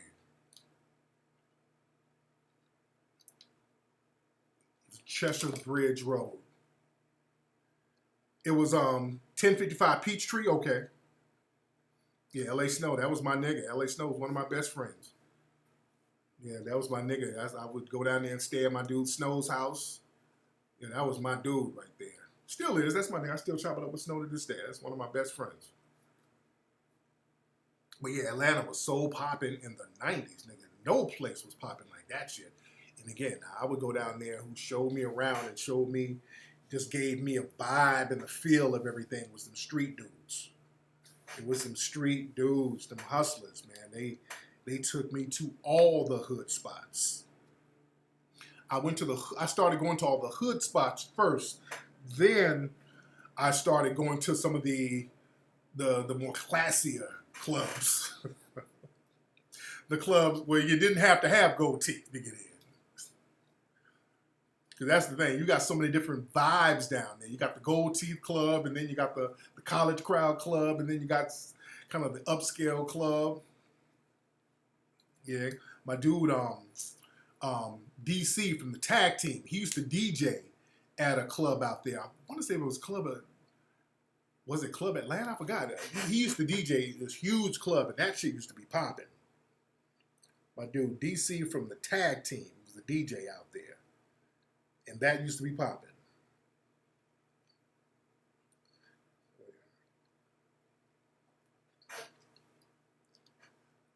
Club SO, I remember that. That used to be popping. Club SOs was popping.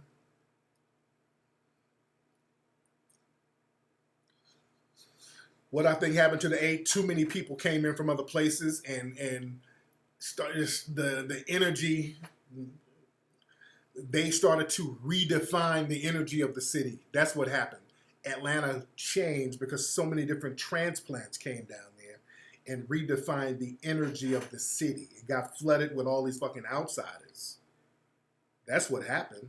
So the energy, the vibe is different now. Yeah? Yeah, all the transplants came in. I'm telling you, in the 90s, that shit was popping. You dig? That shit was popping. I'm telling you, it was super popping. Especially if you were like a single cat. Back then, you know, this is when people got out, man. I remember people would go to Piedmont Park on Sunday. The park would be packed. The Peachtree Boulevard, people be driving Peachtree Boulevard like on Friday night, Saturday night, be wall-to-wall traffic. It'd be wall-to-wall traffic. People out there just kind of flossing their cars. Peachtree would be cracking. Every weekend, that shit be cracking. You don't see that now. But back then, nigga, you just drive. You can just hop in your car, go to Peachtree, cruise down the street, and come back to the crib with a car full of honeys. It was just popping like that. You just go out there and be like, hey, y'all follow us. And the women be like, hey, y'all niggas follow us. The women will pull up on your ass. Back then, it's nothing for them country cute fucking Atlanta girls to pull up on your ass. What that shouting? They pull up on you and start spitting at you. Yeah? They would pull up on your ass and start spitting. Oh, shit. It's like that? Oh, it was so popping. You know? But then you got a lot of transplants coming in. I probably did. Shit, when I was down there, we were hollering heavy. Yeah? Them cute country-ass girls. Hell yeah, the chick with a mouthful of gold teeth. She got gold teeth in her damn mouth. Hella cool, though.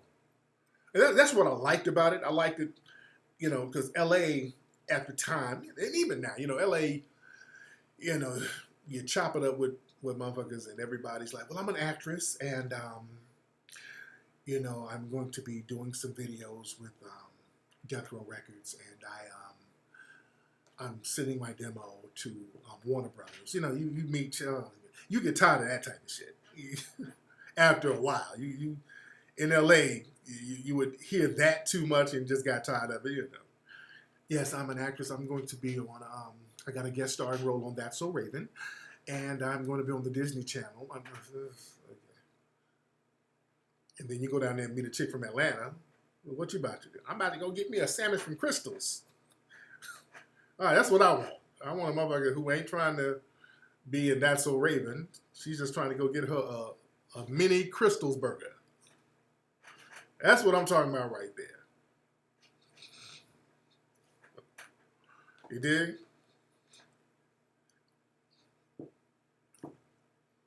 Yeah, man, the energy of the people is real. Man. Yeah, I would say around after 2000, that's when things really started to shift a lot in Atlanta after 2000. But nigga, from 94 to 98, man. From 94 to 98, yeah, now. Yeah.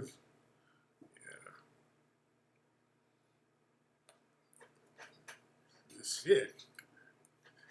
Now you can't do that now. You can't be down there. You know, you can't cruise Peachtree hollering at the girls then.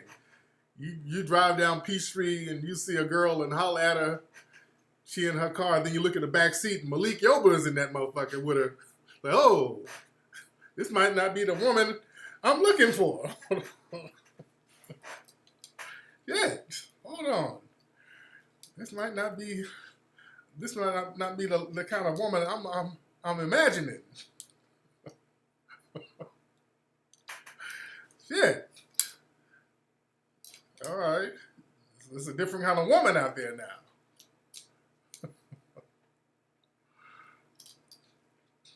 Lord.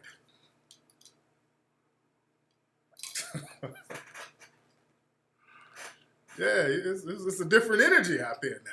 The Peachtree is not like it used to be back in the day.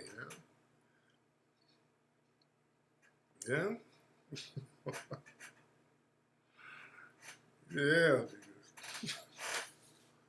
So it's a whole different energy. Yeah. But I still get a lot of love in Atlanta. I still get a lot of love in Atlanta. I get a lot of love out there. A lot of love. I go down to Atlanta. And now you see a bunch of skinny girls with big hydrogel asses. I'm like, God damn, you skinny as hell with a big ass. Okay. At least they could have done it a little better. Okay, you saved some money and got your ass done in a hotel. You got your ass done in a Motel 6. Okay, at least work your legs out to make it go with that ass. Okay. Yeah. Man.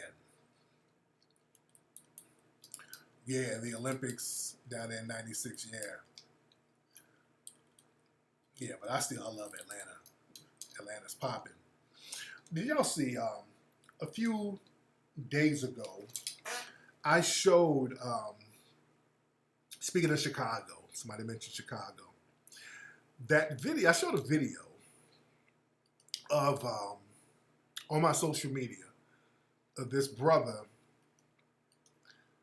who went to a nail shop. This nail shop had a reputation of really being very disrespectful to sisters. This nail shop had a reputation for that, being abusive to the sisters. And this brother went there and busted the windows out in protest. He's like, y'all not gonna keep disrespecting sisters. You know, y'all can't keep disrespecting black women, and I'm tired of marching and protesting and talking. So my man got him a couple of bricks and bust the window out, and there's people boycotting the shop. Now, I put this on my social media. Now look at this. Now they up there, people are still protesting and boycotting the shop, but there are a gang of Negro mammies up in there. There's a gang of plantation mammies still going up in the damn shop. Now look at this. Hold on. Now, the windows are all boarded up, and they still going in there. Look at them. Let's see who are peeking up and going in this piece here. Are they still getting productive business? Oh, yeah, business booming. Yeah, they done. What up? What up, Delani? Good. Be quiet. Quit talking to me. I'm just checking stuff out.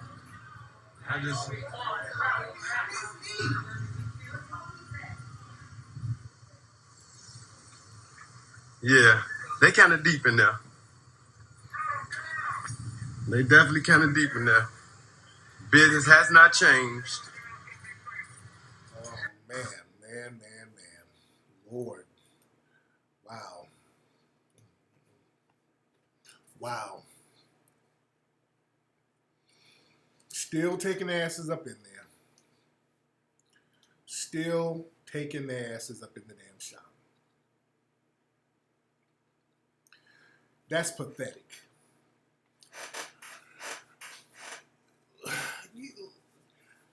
And the same thing kind of happened in New York.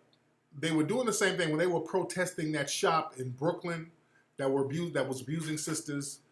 They were boycotting it. There were protests outside of it, and there was still these mammies going up in there. And they ultimately shut that shop down. But these Negroes going up in that shop. Let's unpack this. These are people who deep down despise black society. They don't like themselves. They don't give a damn about being on code. As a matter of fact, they pride themselves for being off code. On a subliminal level, they do not want black society to succeed. These are Negroes who will do anything to undermine black society. Let me tell you something. They got more customers going in there now. That's hatred of the community. You dig?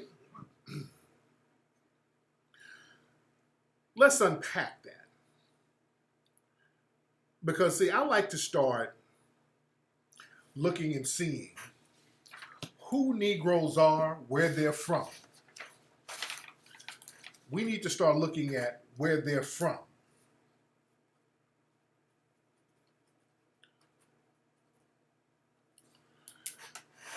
Remember, some of these hood rats, let's break into hood rats for a minute. Hood rats are so non-committal and loyal to black society because they get their daily bread from white daddy. This is why I don't want to hear nothing about how black men ain't doing nothing, because when black men stand up for the community, you have a segment of hood rats who don't give a damn about being on code. Just like that other shop where black men were protesting, I think it was in Kentucky, they beat up a sister, brothers went out there, they offered a sale, and there was a line of hood rats out there. These hood rats won't get on code. A lot of these hood rats will not get on code. And one thing I noticed, and again, I look at little details, when the same thing was happening at the boycott in New York, when they were trying to shut the shop down in New York, I kept looking at all the women who were going in the shop. While all these black folks were out here protesting and picketing, I'm looking at the ones going in the shop, and I try to look for little details. One thing I noticed, all the ones who were going in that shop, when they talked, they had a little accent. One thing I noticed, these Negroes had little accents. These black people, they have these little Caribbean accents. If you look at certain cities and see the lineage of these niggas, I want y'all to think about that. It was in Oklahoma, that's right. That was in Oklahoma. Look at the lineages of these niggas. See, this is something that we never take into consideration.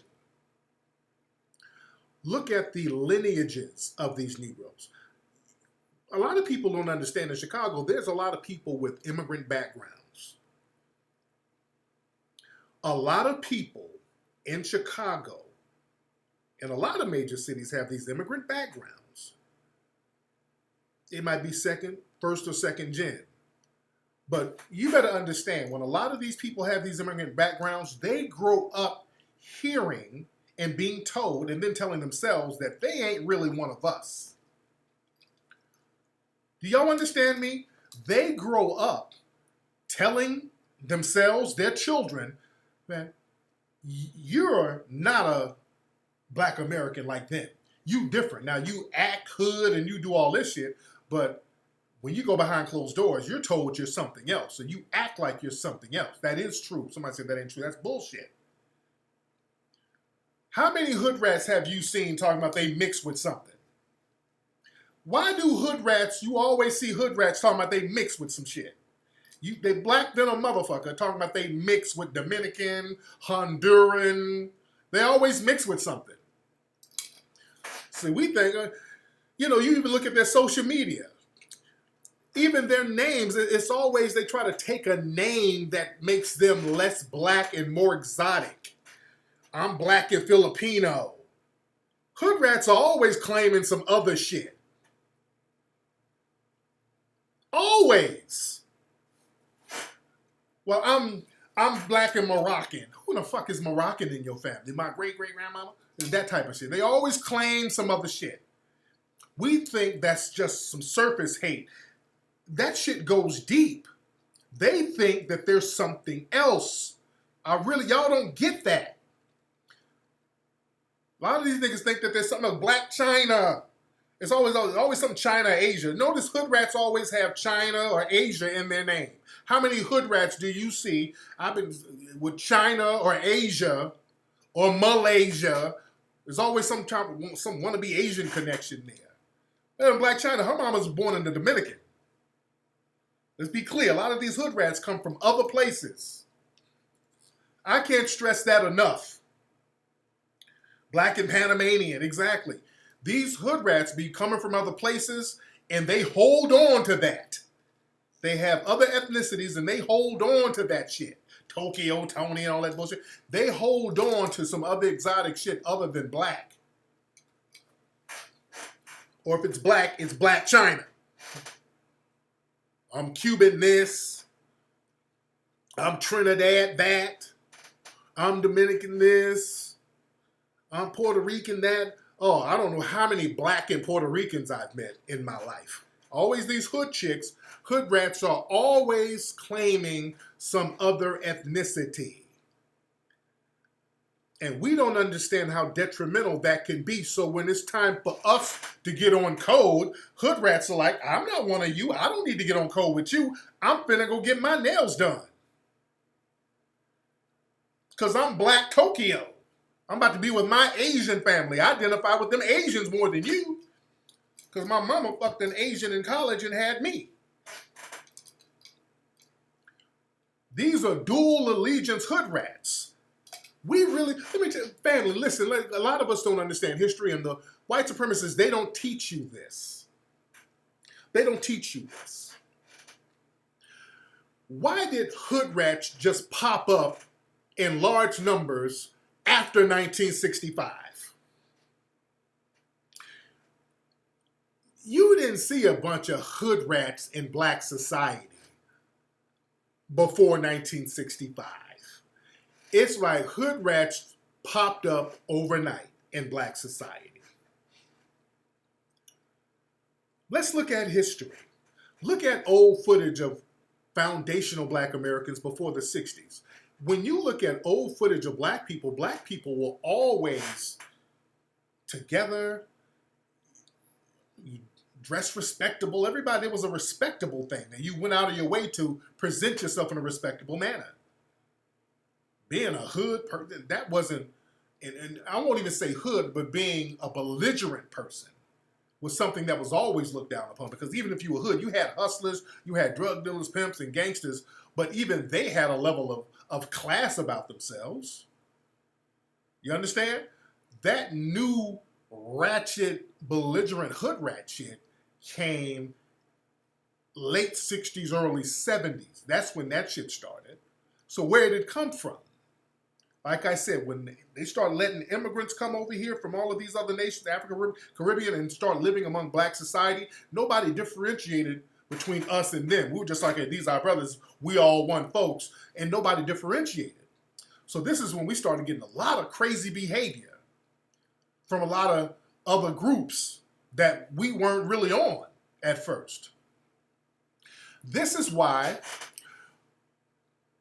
go to the early 60s. Notice how boycotts worked back then. Before 65, Boycotts worked. Notice how the infamous bus boycott in Montgomery worked, because it was just us. There were no immigrants living among us. There were no outsiders living among us, so we were all on code. Black Americans were all on code for the most part. Now, we had our little coons here and there, but they had to lay low. But for the most part, we shut the bus systems down because we knew that we're all the same people. We better get the hell on code. So we got on code. It was nobody talking that, well, I'm something else. No, because we all were in the same boat and we knew it. So we got on code and we started to shut shit down and get stuff done. You understand?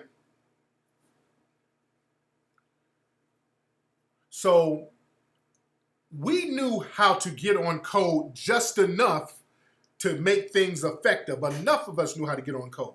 Once we started getting all these other groups in, it was harder to get people on code. Now, not only is it hard to get everybody on code, we got niggas now actively undermining whatever we're trying to do. The minute we try to get something popping and get on code, we got these new niggas over here trying to undermine it. That's why with the reparations conversation, notice every single time we talk about getting on code about reparations, who are the main people talking against it?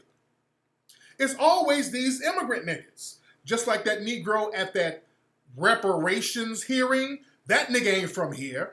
You look at Candace Owens, she's talking, all these people are from somewhere else. They have different backgrounds. And they're always talking against our shit and us getting on code. Always. You dig? And again, like I said, I was talking about crimes. I was talking about crimes before. A lot of us, we overlook some of the real reasons behind black on black crime. Because many of these black on black crimes is really immigrant against black American crime. We don't look at it like that. Black on black crime started to boom in the late 70s, the late 60s, early 70s. That's when there was a rise in black on black crime.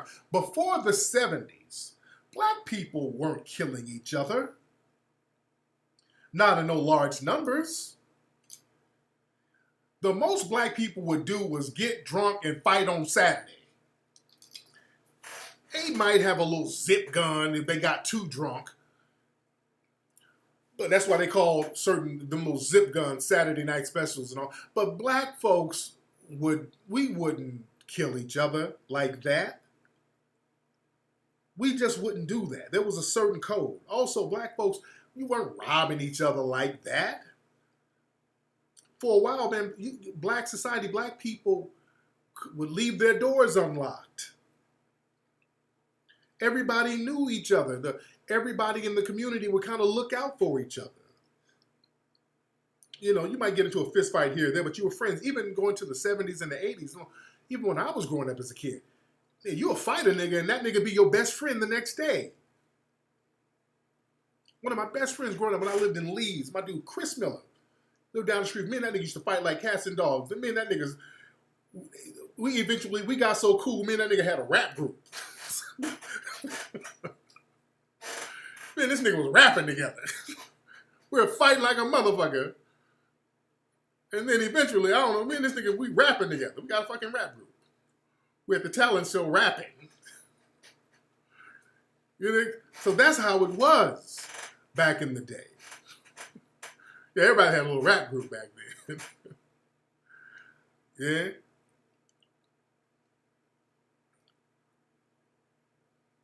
But, yeah, high school fights here or there.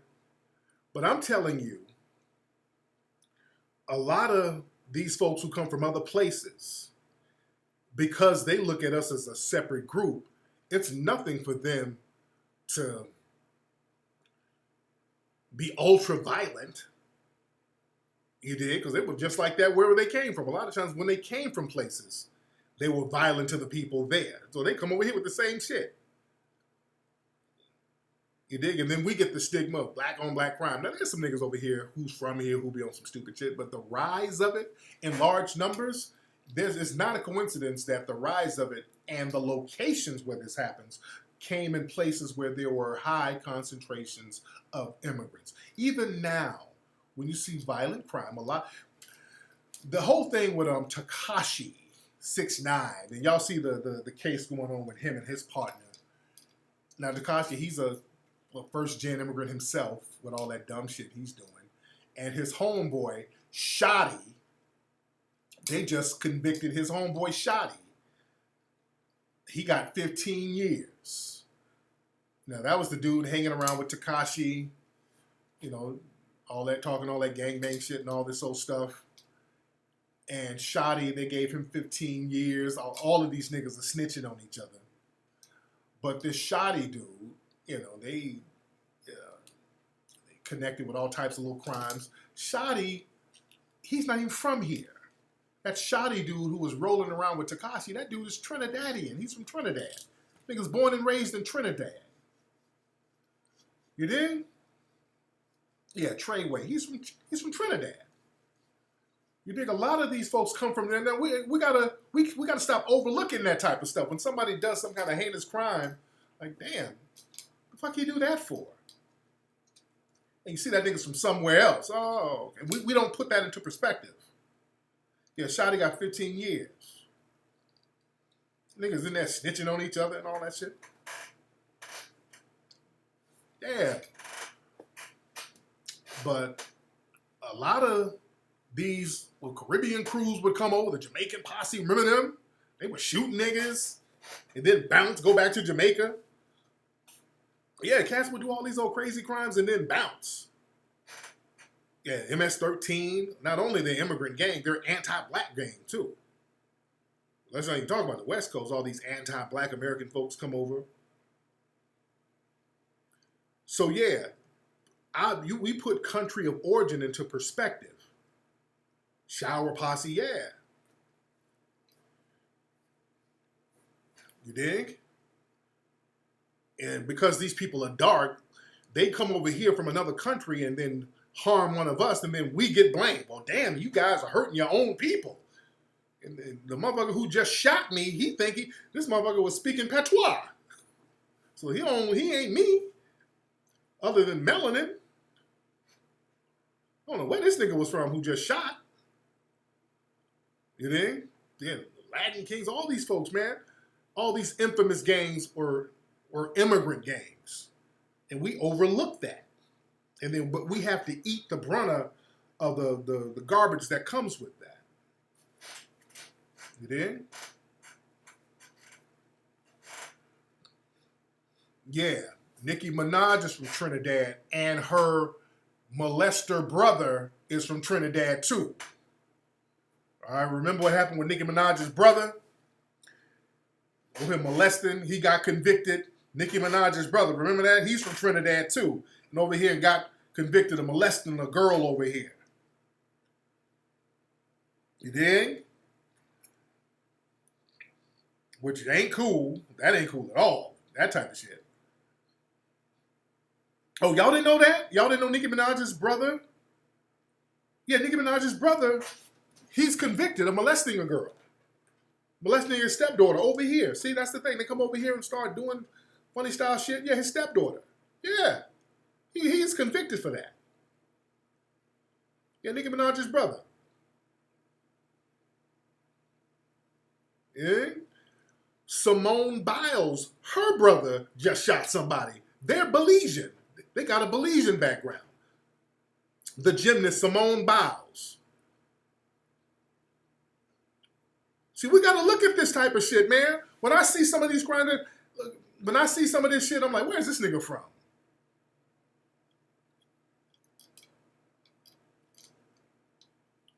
Yeah. Hey, said that nigga just shot somebody. And these are Belizeans. Nobody talks about, see, then we got to eat that. Then it becomes black on black on. We got to take responsibility for these niggas who done came from somewhere else and done some fuck shit. Now we got to, no, I don't know. I'm not taking responsibility for these niggas. Nah. No, because see, these are the same folks who go out of their way to distance themselves from black folks. But when they get caught doing some dumb shit, then we got to eat that. I ain't eating it. No, y'all hold your own nuts. Y'all keep that same energy and keep it on over there. You ain't one of us then. Nope. You're not going to put your crimes on us. We got to call that out. We got to call that out. And white society, they're not going to say nothing. I want y'all to notice, they actually try to hide these people's background. Shine, when Shine shot up that club in New York. Like, what the hell did he do that for? Shine is Belizean. See, when you see all these crazy high-profile crimes, you're like, why'd that nigga do that?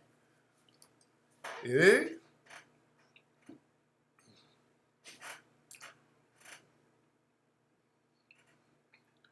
You said, who killed Nipsey? Well, that nigga, from what I've heard, that nigga, Shitty Cuz might be Belizean. From what I've heard, some people told me that shit. LA is full of Belizeans, by the way. Let's be very clear. The largest concentrations of Belizeans outside of Belize is South Central LA. So I've heard some stuff that dude might be Belizean. If we want to get technical. I know Shine loved the hood and all that, but that shit he did, he's in there shooting motherfuckers. He didn't have to do all that. You dig? But yeah, we got to call that out. Yeah, we got to call that stuff out.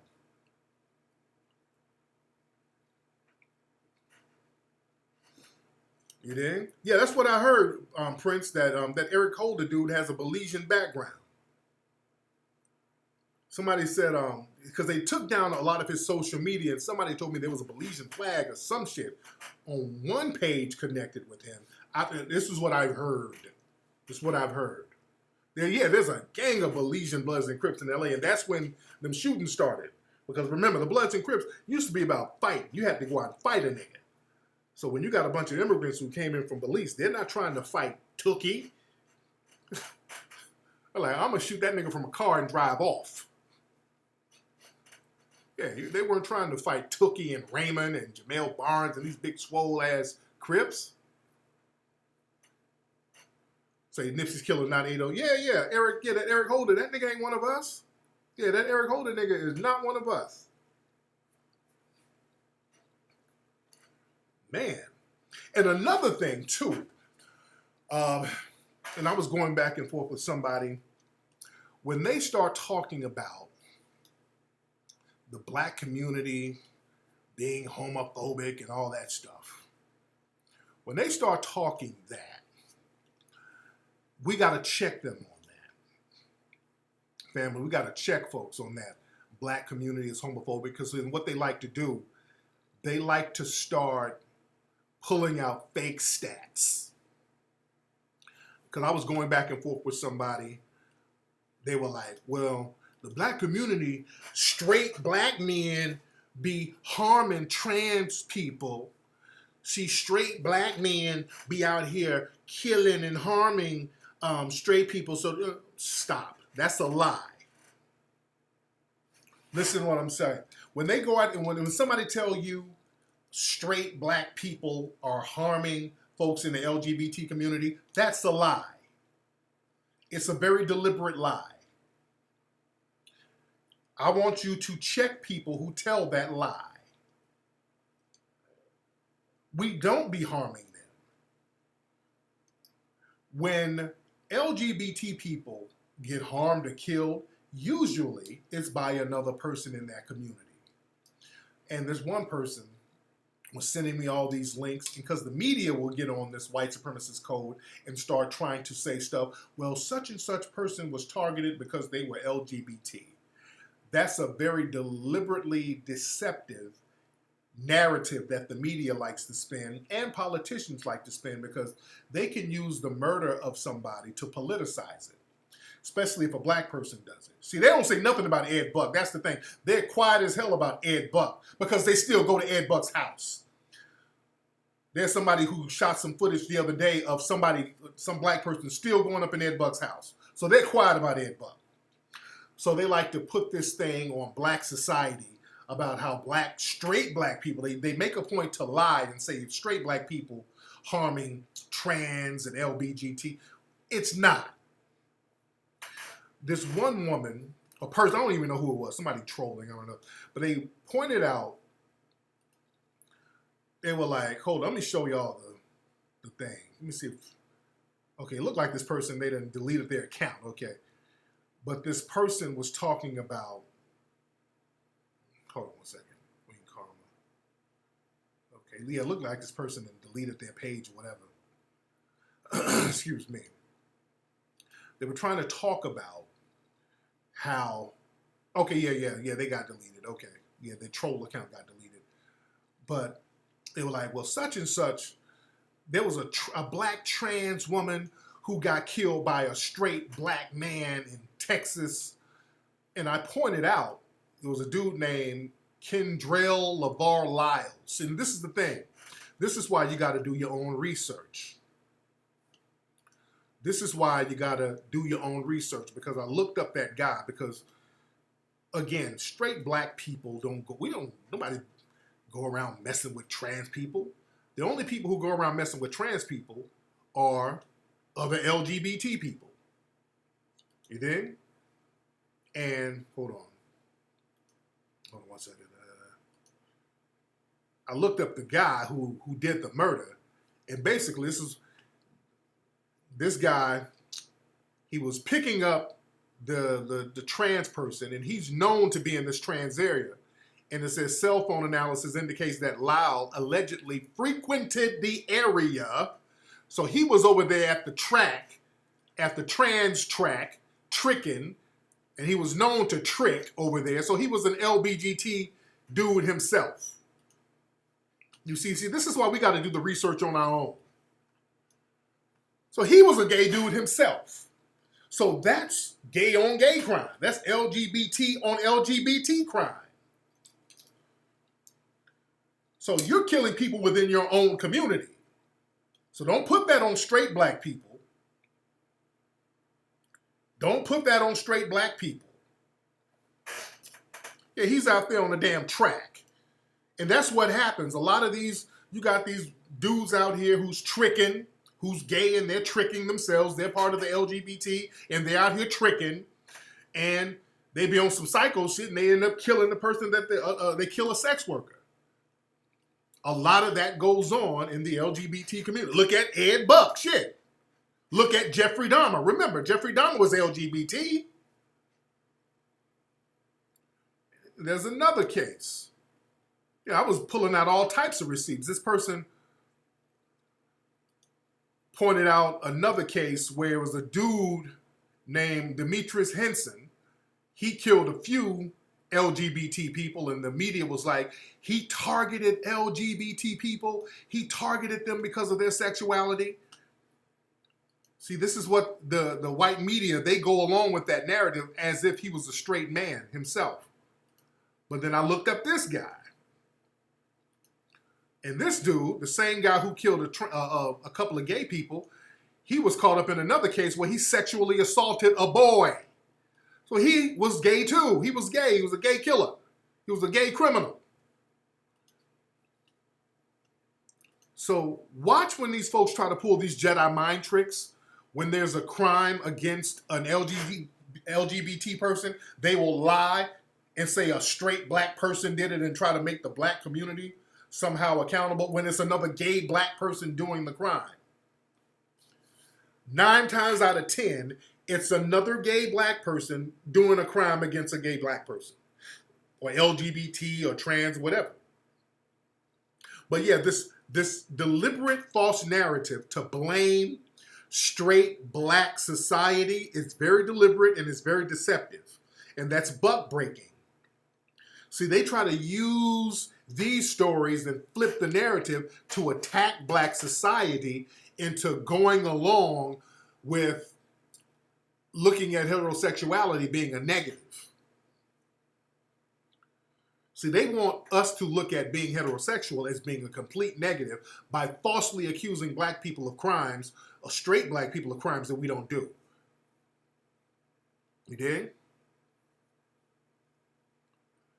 So this is why we have to control the narrative and not be afraid to call people out because of their lies. You cannot be afraid to do that. You dig? Man.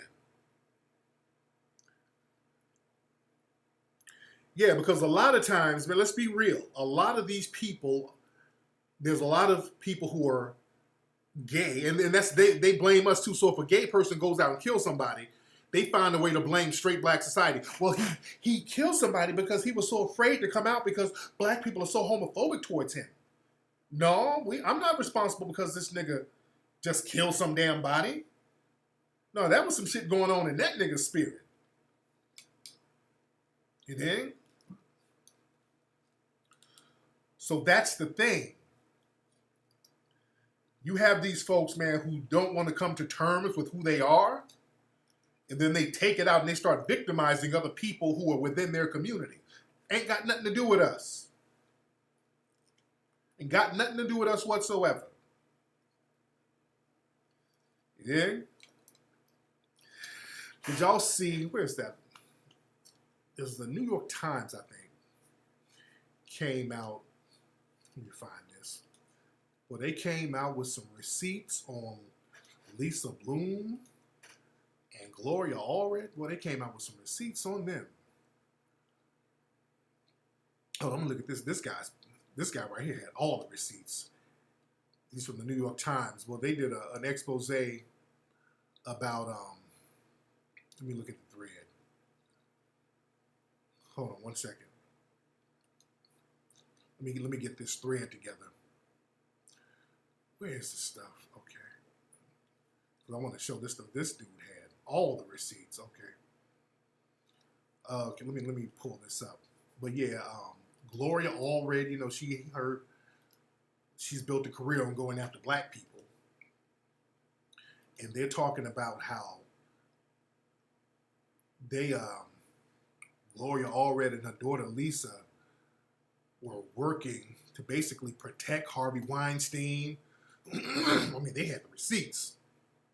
So let's look at this. It's like Lisa Bloom's efforts to help Harvey Weinstein after she secretly raised $700,000 from the Hillary supporters to try to coax women to air allegations against Trump.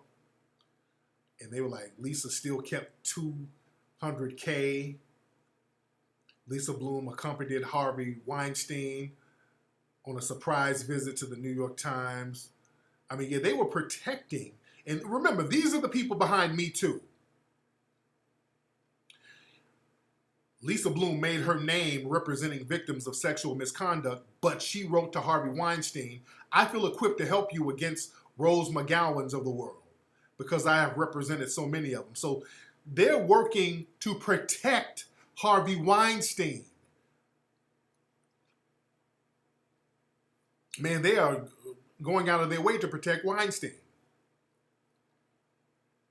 Just played the thwart reporters, Harvey's enablers. I mean, they got all the receipts. New memo. Lisa Bloom pitched a plan to Harvey Weinstein to discredit Rose McGowan and other accusers.